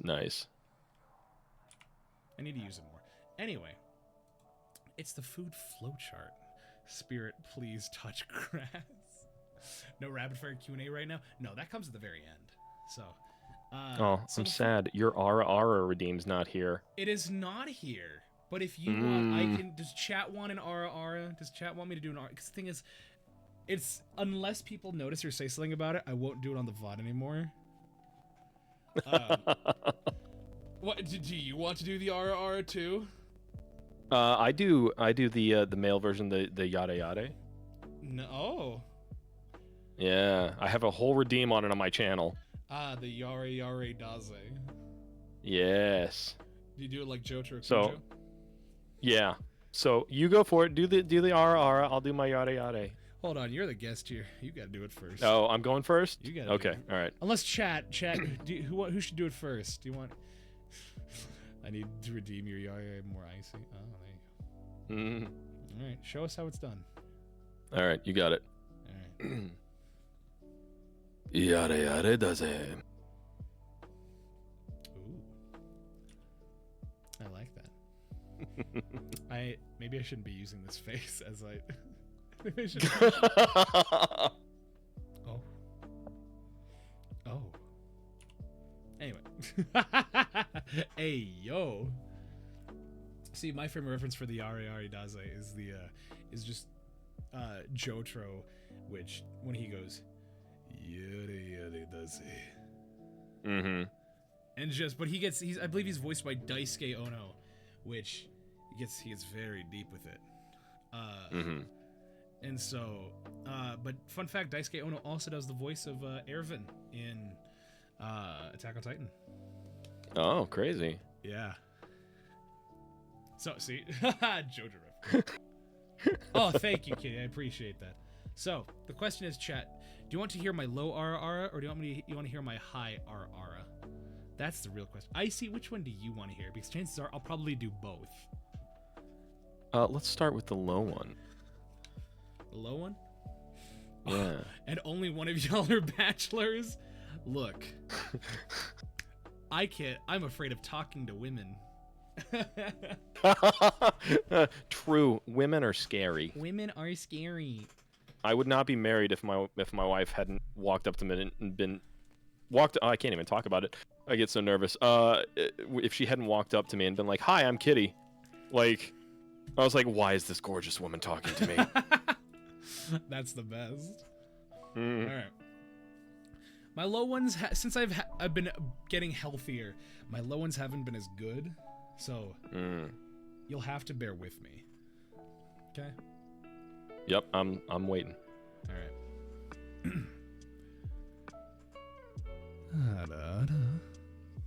Ooh, that was good. Oh hell yeah! So I don't do that one as much.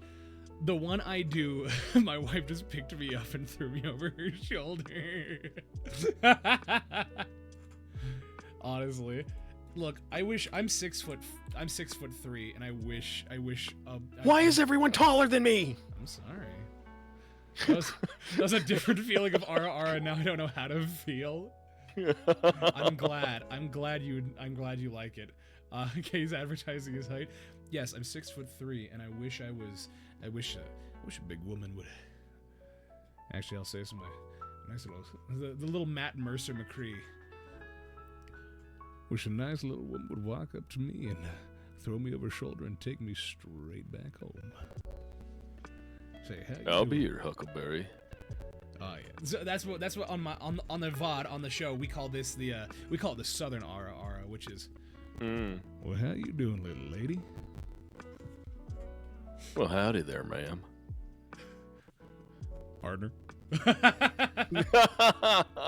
two make a great Jotaro and Dio. I would I dare not to even come close to Patrick Seitz or Matt Mercer. They're so good. Oh, but before I forget, I also promised another thing.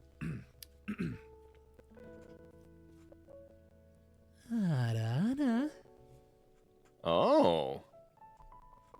On a good day, I can get much higher. Oh no, I like my it. southern weakness.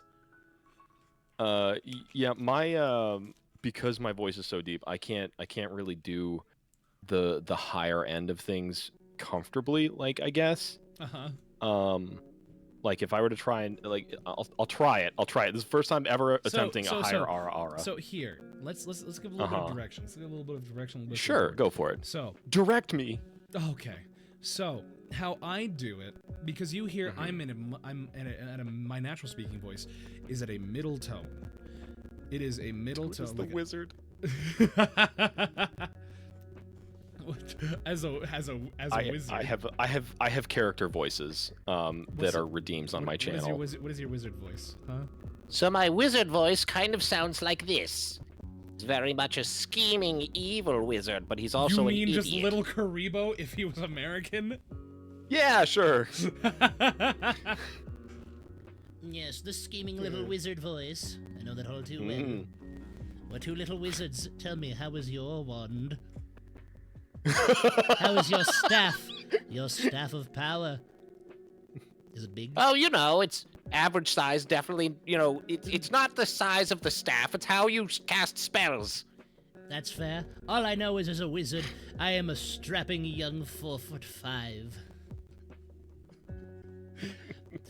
Are you sure you're not a gnome, sir? What are you talking about? What do you mean? I'm just 3 kobolds in a trench coat. As you can see, I'm standing on one of those little stilts. You know, those leg stilts. There's boots at the bottom of it. It's got boots at the bottom of it. That's why when you unveil my coat, you see giant stilts. You know how I sound like? I sound like that one guy from Studio C. Yeah. Matt, what's his bucket? I can't remember his name. Like that's what that voice is. Oh, Matt Meese. That's who it is. That's his name. Matt Meese, yeah. For those that might not know who Matt Meese is, he was an actor who was a part of a sketch comedy show called Studio C. It's a very good show. If you want to watch sketch comedy that's done for more family-friendly audiences, Studio C is your best bet. It's super great. The most famous skit they've ever had, Scott Sterling. It's very famous. The man, the myth, the legend, Scott Sterling. I want a bunker made out of that man's face. Heck yeah, we got a fellow Studio C enjoyer. Oh my gosh. But no, that's exactly how Matt Meese speaks. He speaks up here like this, and he speaks very much. I mean, maybe not like, you know, that's not more of a terrible impression, but like, I don't know. Those are the vibes it's giving me. Like I was rewatching one of their skits about when they went and got fortune cookies. It's like, you will be or was it you will kill someone in 2 minutes? Yeah, you will commit a crime in 3 minutes. You will commit a crime in 3 minutes. That's not even a fortune. It's not even a fortune, and then like a whole bunch of other things just happen. Yo, Richard Horvitz. Oh my god. Yeah. If Richard Horvitz's voice is like Chris Ayers, where it's it's so unique. It's so unique. It's so unique. I've tried so hard to mimic it over the years, because like I can do an impression of Winnie the Pooh and Pinky from Pinky and the Brain, and Doofenshmirtz and Gollum, and the voices that I could never get down pat were Richard Horvitz's voices. It's just so unique. Media junkie, hello. MJ, hello. MJ. As Samsung NVMe drive, heck yeah. I'm consistently impressed by y'all's vocal flexibility. Aw, thanks, Spirited. Aw. Thank you, Spirited. That's... Well, you don't have friends growing up, you make the voices anyway, there's the joke. And so, here's my advice. If you guys want to, you can always pick Horvitz's voice in a crowd. Yeah, like his Zim voice is like, I can't, if I got higher, I could do it. It's like, I am Zim! I am Zim! I have a mighty need! Or like... The Invader Zim was one of my favorite shows where up and like it's what is it, Professor Membrane, my poor naive son. When I was a boy, I tried to make friends with sharks. I know better now. Or my favorite one, which is where Dib's like, Dad. No. He's like, shh. Not now, son. I'm making toast. My favorite one that he's done was like Dib was in his room like screaming, and Professor Membrane from downstairs just goes, "Son, that better not be the living dead up there." For a fun fact, for those that don't know, the father in the father in in the Invader Zim is voiced by, I believe, Roger Bumpus, I believe his name, who voices Squidward. I think so, yeah. Yes. I am not scientifically possible. So this is my advice for anybody who wants to do impressions. One, voice acting is not impressions. Yes, correct. Remember, voice acting is not impressions. Voice acting is your ability to act with your voice. Mm-hmm. Impressions are a completely different thing. There's nothing wrong with little V, big A. Yeah, there's nothing wrong with. I just love you guys talking to their voices. Heck yeah, like, oh, I love it. There's nothing wrong with doing impressions. Impressions are a great way to learn to expand the flexibility of your voice. But a good impression, this is what I've learned from seeing interviews of Robin Williams over the years, is Robin Williams was a master of impressions. But what made him so good was the key to doing a good impression is not necessarily sounding like the individual. It's learning to match their cadence and their tone. Mm-hmm. So for instance, if one of his famous examples was doing like a Jack Nicholson impression, where if you do a Jack Nicholson impression, I can't sound like Jack Nicholson if I wanted to. But if I take my voice and I drop it down here, add a little bit of some breakage in my voice, and maybe push a little air out, that's exactly what Jack Nicholson sounds like. It's the cadence, it's the tone. I don't sound like Jack Nicholson there. I don't sound like Jack Nicholson there. But this is exactly how Jack Nicholson speaks. You know, that's the cadence. Yeah. It's all coming together. Oh yeah, it's all coming together. I used to be able to do a good Patrick Warburton impression. Not anymore. Mm-hmm. Yeah. I used to like kill with a Christopher Walken. Yeah. You're like, here now. You gotta get it here. You know, I can see you here across from me, sitting on the sofa. Here.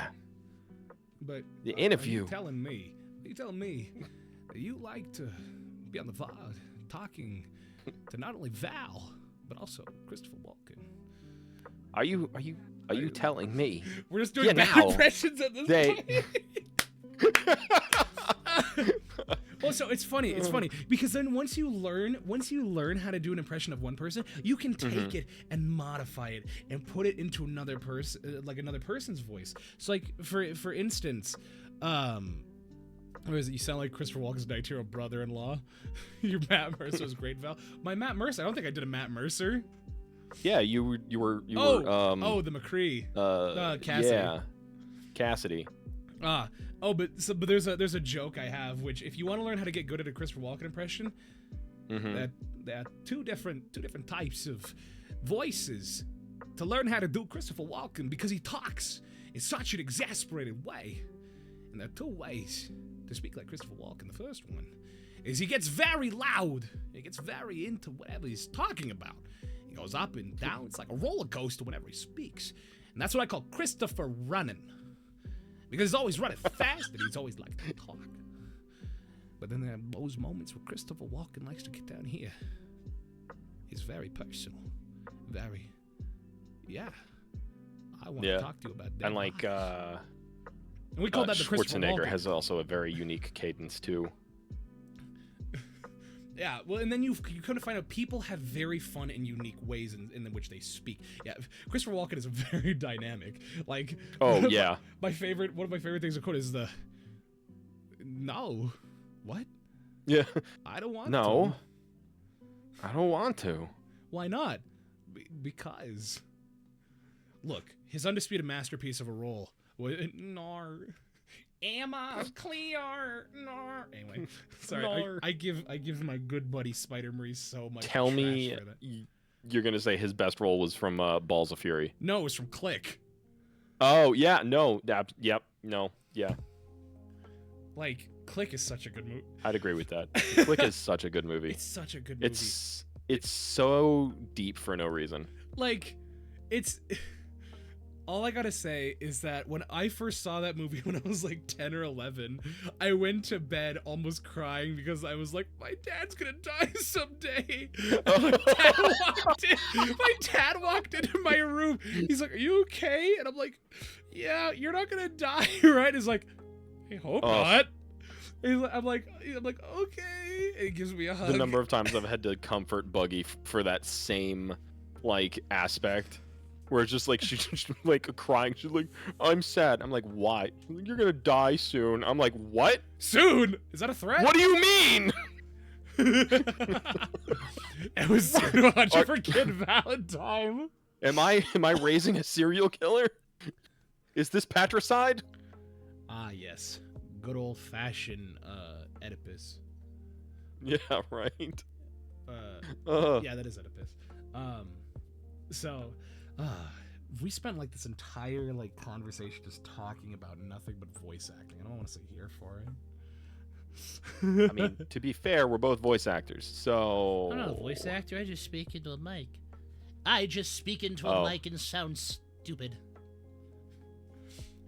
So, you probably... I mean, arguably that's what I do for 50% of my living, so... I don't make any money off of that part of my living, but I do it for a living. I must use funny voice. It's a living. Well, I think we should both strive to have the goal of trying to sound like Richard Horvitz. Oh, absolutely. Like I said, the best I hold you to that. I challenge. The best I could do is probably a Chris Ayers impression. That's the closest I could get to Richard Horvitz.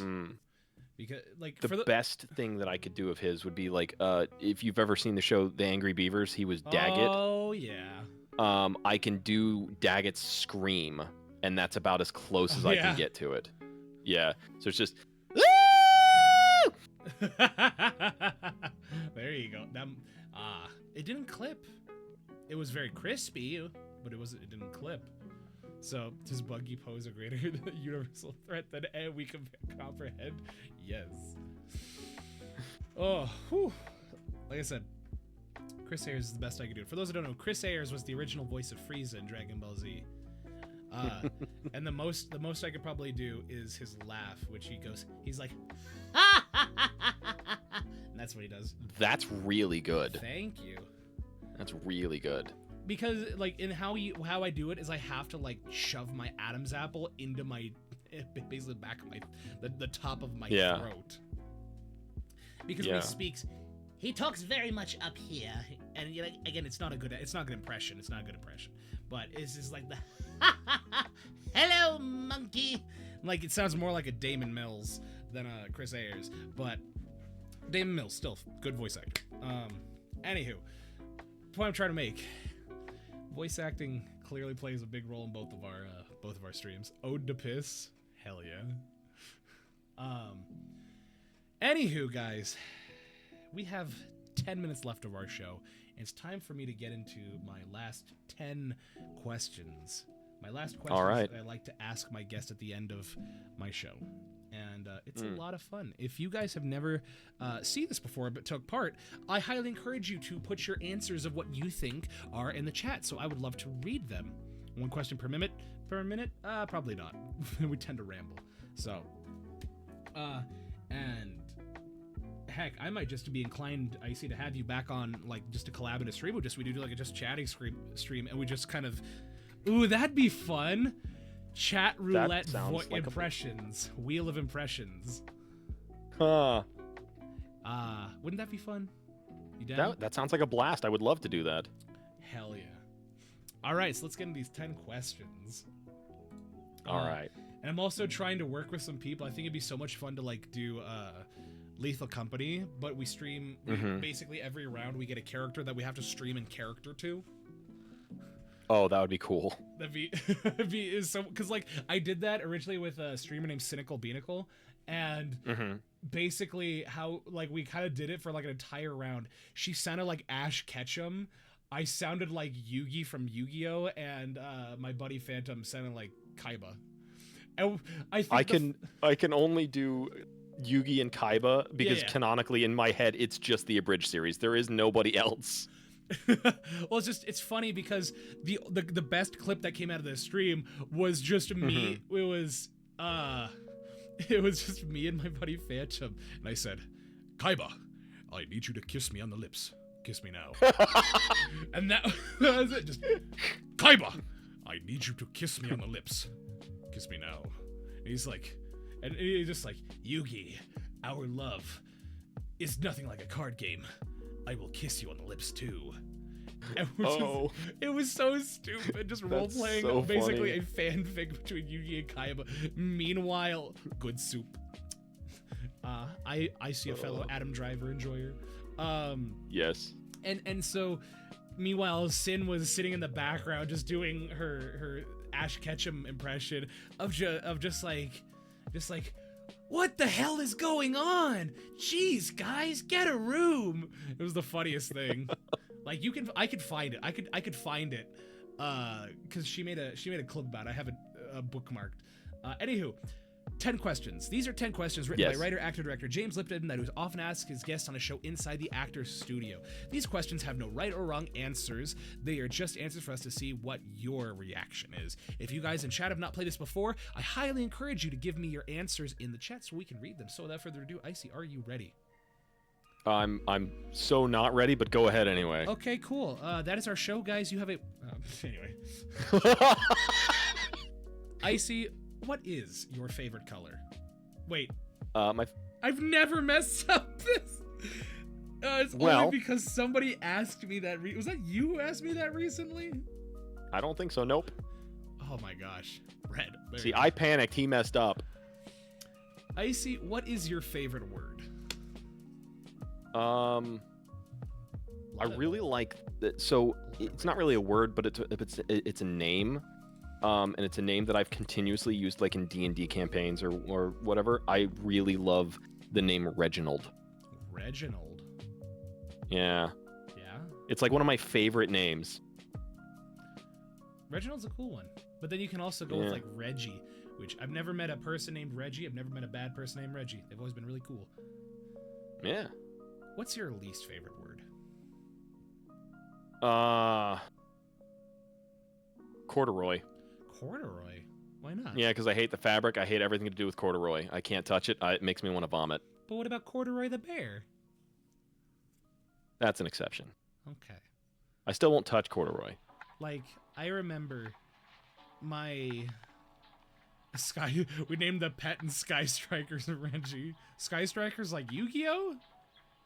No, so Nylock is he's got a project for voice acting that I'm one of the voices in. That's heck yeah. It's like it's a standard anime type project animation that he's trying to put together. Hey, if you ever need an audio I play the bad guy. If you ever need an audio engineer or a spare voice actor, I will do it for free. That's all I gotta say. Either or. Also, Media Junkie, if you want to find a good brown corduroy pants, go to a place called Deseret Industries. They're a very good thrift store. Yeah, go to Deseret Industries. Very good thrift store. I've seen plenty of corduroy there. But anywho, yeah, I can understand the fabric, but corduroy the bear, I love corduroy. Like, I remember my mom got me and my twin brother a corduroy stuffed animal. And it's an adorable little story about what corduroy is. DI does have a lot of corduroy. See? Icy Jackets gets it. They know what DI is. Didn't you unfollow me earlier? I have half right now, but Icy thought I liked lemonade, so no one is perfect. What inspires you? We've been married for 13 years. I only just now found out she doesn't like lemonade. Oh, I don't like lemonade either. Yeah, right. Well, the more you know. But it's only because I get heartburn very easily from That's why Kitty doesn't like it. Because lemonade tastes delicious. It's hard for me to drink it consistently. It's very acidic. What inspires you creatively, spiritually, or emotionally? So creatively, definitely big inspiration for me is my wife and my daughter. Spiritually, my faith inspires me spiritually to maintain good spiritual health, and emotionally, is a little bit of a tougher battle because I do suffer from depression and anxiety and imposter syndrome. But I try and push all that aside because I do surround myself with people who genuinely love and care for me, i.e., what I was talking about earlier with my Twitch streams, where everybody genuinely really does care for me, and I really cannot express it enough how much it means to me. Yeah. That's awesome. We all need to have those foundations that keep us centered. Mm-hmm. What ruins your inspiration? Scorpions. Scorpions. Just what inspires you? My family, my faith, my community. What ruins inspiration? Scorpions. By far. Yeah, Scorpions. I mean, to give you an honest answer, probably my imposter syndrome. It's been really hitting me hard over the last couple of years, to where like it's almost paralyzing sometimes. Where like I'm like, I want to go into the booth, I want to go record, I want to go audition, and it's just like my brain will be sitting there like, why? You're no good. It's interesting. So, I don't think I've ever experienced imposter syndrome, but I don't recommend. 0 out of 10 would not. Would not imposter syndrome again. Maybe I've just never thought about it. Maybe that's something I need to talk to my psychologist like next week. Meet him. I hope that you never experience it, just because it's been a huge hindrance on me, and I really truly feel for anybody who's ever gone through it, because it's just horrible. Because especially when you have so many people around you that love you and care about you, and they want to see you succeed, and they're just like, why? How can you deny like how great you are and how amazing you are? And you're just like, no, you're just saying that to be nice to me. I'm actually shit.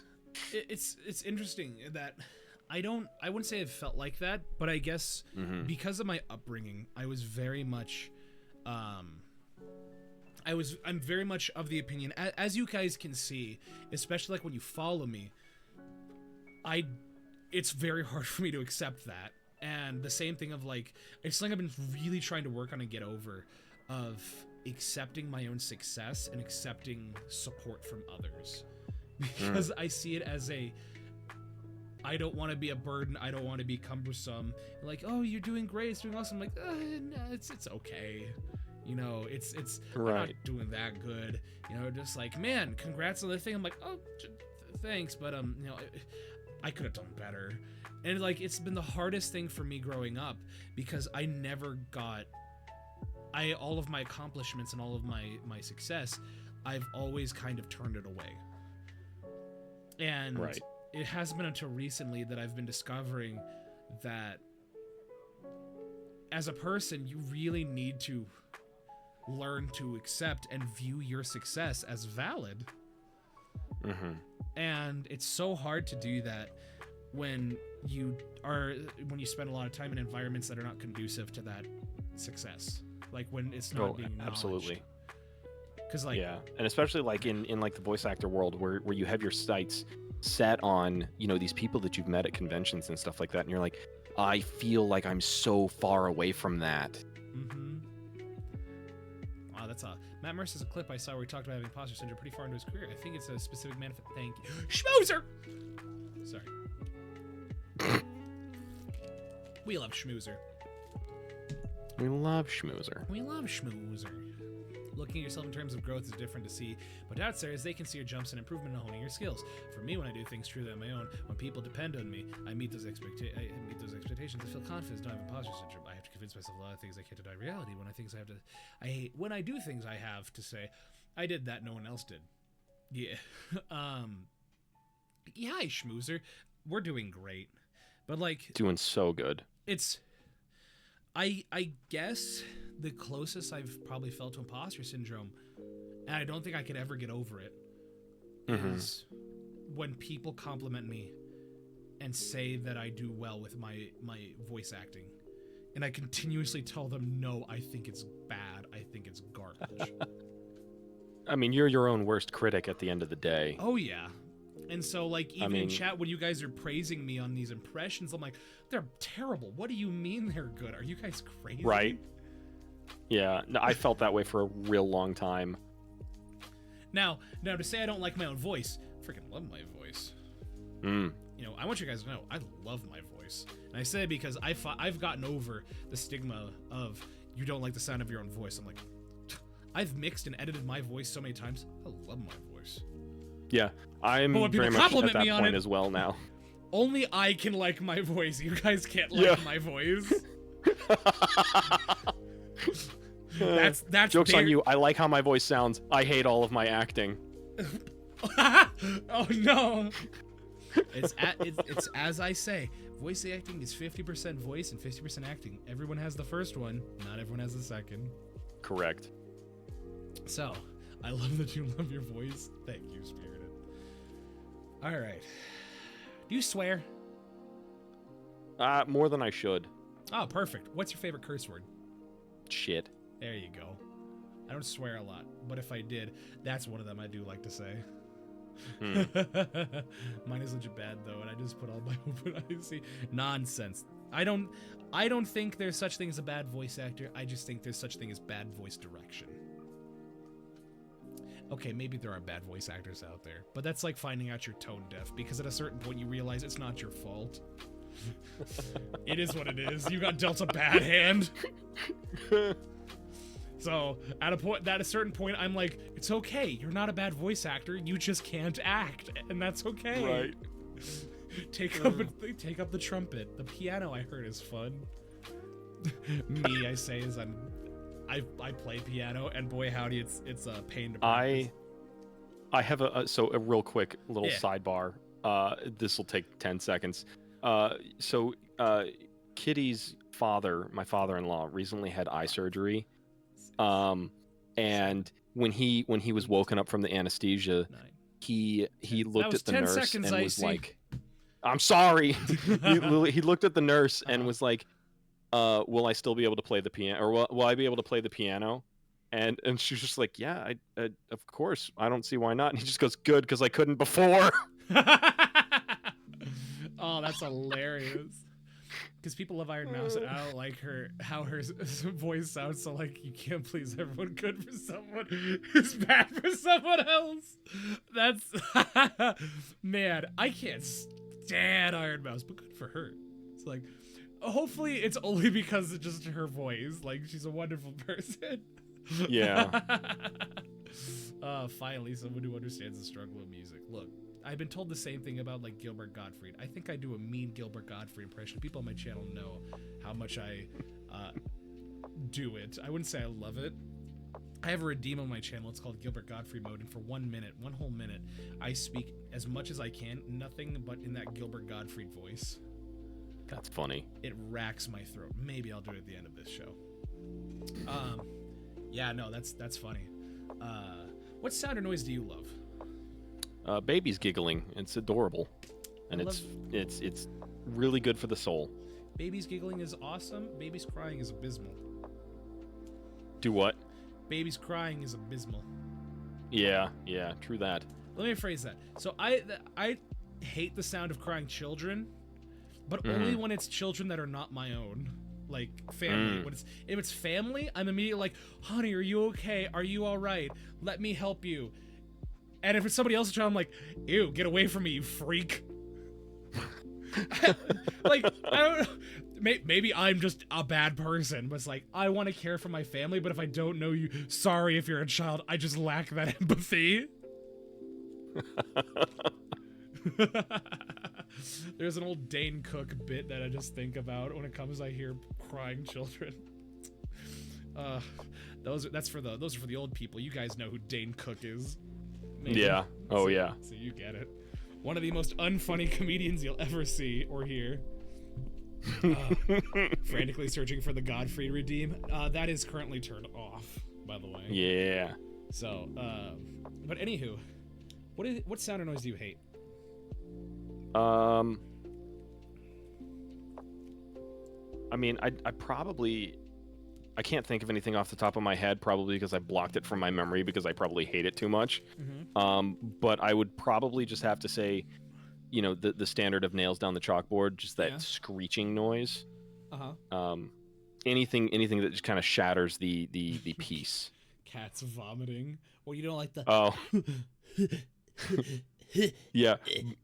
Buggy vomiting is a noise that used to give me severe anxiety. Because when she was little, she used to throw up a lot. Oh no. And so that would give me that would send me into panic attacks. But dang. yeah. Why am I answering two? Because I told chat give us your answers. Yeah, you guys are welcome to put in your answers in the chat. What profession other than your own would you like to attempt? That is not voice acting. So, probably something where I could be in the water. Like a marine biologist? So I wanted to do that when I was a kid, and then I got stung by a jellyfish, and then that dream went away. But I mean, I would love to. I would love to get back into the water and just do that as a career. Maybe either as someone that goes diving or treasure hunting, or even just like you said, a marine biologist. But they spend a lot of their time in an office looking at books and papers and stuff. Jotaro Kujo. It's it would be fun. Yeah. Working in water, or maybe work at an aquarium. That could be fun. What profession? Oh, sound of a Teams call is the worst. Yeah, that's true. Oh, you know what? I just thought of it. I thought of one of the bad noises other than the nails down the chalkboard. It's Discord's current pinging noise. Oh, I hate that. Yo, Skype call It noise? fills me with rage. Skype's call noise. Beep, boop, beep. Boop, yeah, beep, that boop, thing. Beep. Yeah. It is something to be old. You love a Skype Supreme. That's what that is. Diving is fun till the visibility is crappy. You can't see anything. Yeah. I do be like that. What profession would you not like to do?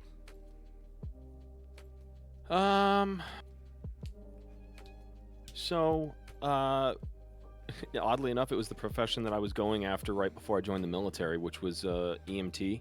EMT? Wow. Mm-hmm. So I had gotten certified as an EMT and a level 1 firefighter, and I was just kind of doing that because it runs in my family, and I didn't know what else to do with my life. And this was before my daughter was born and right before the job market crashed. And the more I got into class and the more I got into running clinicals and things like that, I was like, I don't think I can handle the pressure of being responsible for somebody else's life. It is a hard one. And that's, yeah. And my brother, more power to him, he's a paramedic, and he does a wonderful, wonderful job. And I just, it's hats off to him because I couldn't do it. Yeah.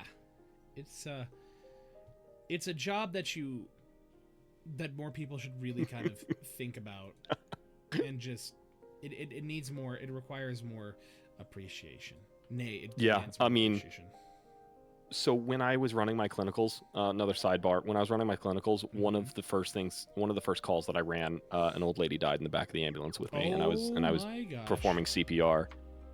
It was bad. And so afterwards, my the paramedic who was running the truck with me was like, "Hey man, you okay? Your patient passed away while we were in the truck." And it wasn't my fault. It wasn't for lack of trying or me doing anything wrong. She was in her 90s. It was just her time, and we did CPR on her all the way to the hospital until the doctor could actually pronounce her dead. But that was my first patient, and I was just like, maybe this isn't the career path I want. Yeah. Death is a... Firefighting was amazing though. I loved that. Held an old lady in my arms, jumped out the window, found out she died. That's when I said no. It's okay, she was only 98. Well, goodness. First responders. Undying respect. Last question. Yes. If heaven exists, what would you like to hear God say when you arrive at the pearly gates? Oh, man. So, what a deep question. Just because I've thought about this a lot because I've watched your show a lot, and you were waiting I for listened this to all question? the different responses. Mhm. And I've thought about it a lot, and I think that for me it's still, you know, because of my faith, I think it's still, you know, well done, my good and faithful servant. And I think that there could be no other words that could be said to me that would have more impact coming from my creator than that right there. Because like I struggle so hard with, you know, am I doing a good job in life? Am I being a good dad? Am I being a good husband? Am I being a faithful Christian? And to hear those words going into heaven would mean everything to me. Yeah, I guess I've talked about it before. My tour, because I've answered this question myself on my show, and there were two things that came to mind to me. The first one was as it pertained to my mother, because for those that don't know, my mother unfortunately passed away 3 years ago, and losing a parent so young, it's it's not a fun experience. I would not recommend it for anyone. Yeah, I couldn't imagine. And so, excuse me, I'm a level with you. I have no idea what I'm doing. Thank you, Nylock. But just some sort of affirmation of, don't worry, she's here, you could see her. Of just would give me nothing but peace and comfort. But something else lately that has come to mind is something I guess similar to yours, of, you know, and I don't talk about it as much. I don't really talk about it on streams at all. Of, you know, me being a faith-driven individual. I like to keep it to myself. And I go to a religious university. I do. Right. But they do the college does its best to make sure it intermingles secular teachings with ecclesiastical teachings. For instance, I'm taking an earth science class right now that is very good at teaching how science and the creation of the universe are hand in hand. How we, as you know, if you are a faith-based person who believes in God and Christianity and all that, you shouldn't discount the Big Bang and evolution, because they could be, you know, different things that play into the role of God's creation and whatnot. And so sure, the point that I'm trying to make is that something I've been thinking about a lot more recently is just how, if I were to, you know, something to hear God say that's in line with my good, well done, my good faithful servant, is something along the lines of peace be still, of just something along the lines of just that, of just peace be still, thy work is done. Yeah. Because we continuously spend so much time, we just spend so much time working, especially, you know, whether or not you believe or disbelieve, you know, we're working our entire lives. And so to be able to be like, you're finally done, you know, welcome. It gives good comfort. Love for God to say, it's good to see you, Kitty. Oh yeah. I would generally be most comforted by saying as a sup. Yeah. Honestly, same. I you know, I talk about it a lot, where it's you know, I feel like everything happens for a reason. And I mean, so I'll talk about this kind of briefly. So I used to run a depression support group Discord, and some of my best friends have come from that Discord, and they followed with me over to Twitch and my now Portal Discord. You know, and if I hadn't been struggling the way that I was, hadn't reached out to somebody on Reddit, and created that Discord, I wouldn't be maybe even here having this conversation with you. You know, it's funny the way that life works sometimes. And I talk about it a lot with my friends, not even just from a spiritual level, just from a, you know, it's funny how things work out sometimes. And so, like, when you were talking about your struggles and stuff like that earlier, you know, I was reflecting upon that, you know, even though you went through what you went through, you know, it's something that has led you down certain paths that has led you to right here and being able to do what you do, and you're, able to give hope and comfort of some sort to, people within this profession, when they're trying to make their way through the world, and maybe they just, need inspiration from you, and direction, and, because you spoke about, not liking to gatekeep secrets from voice acting, and I very much totally agree with that. And maybe if not for you being here, they wouldn't have been able to go down this path. So I mean, like, I think that it's very interesting the way that things work. Things work out in whether or not one believes in a higher authority or a higher power. Mm-hmm. It's comforting to know that the series of events we've taken in our lives have led us to the points we are now. And so whether you want to say they are divinely appointed, or they're just simple predestination, or you just made the choices to be here, regardless, right.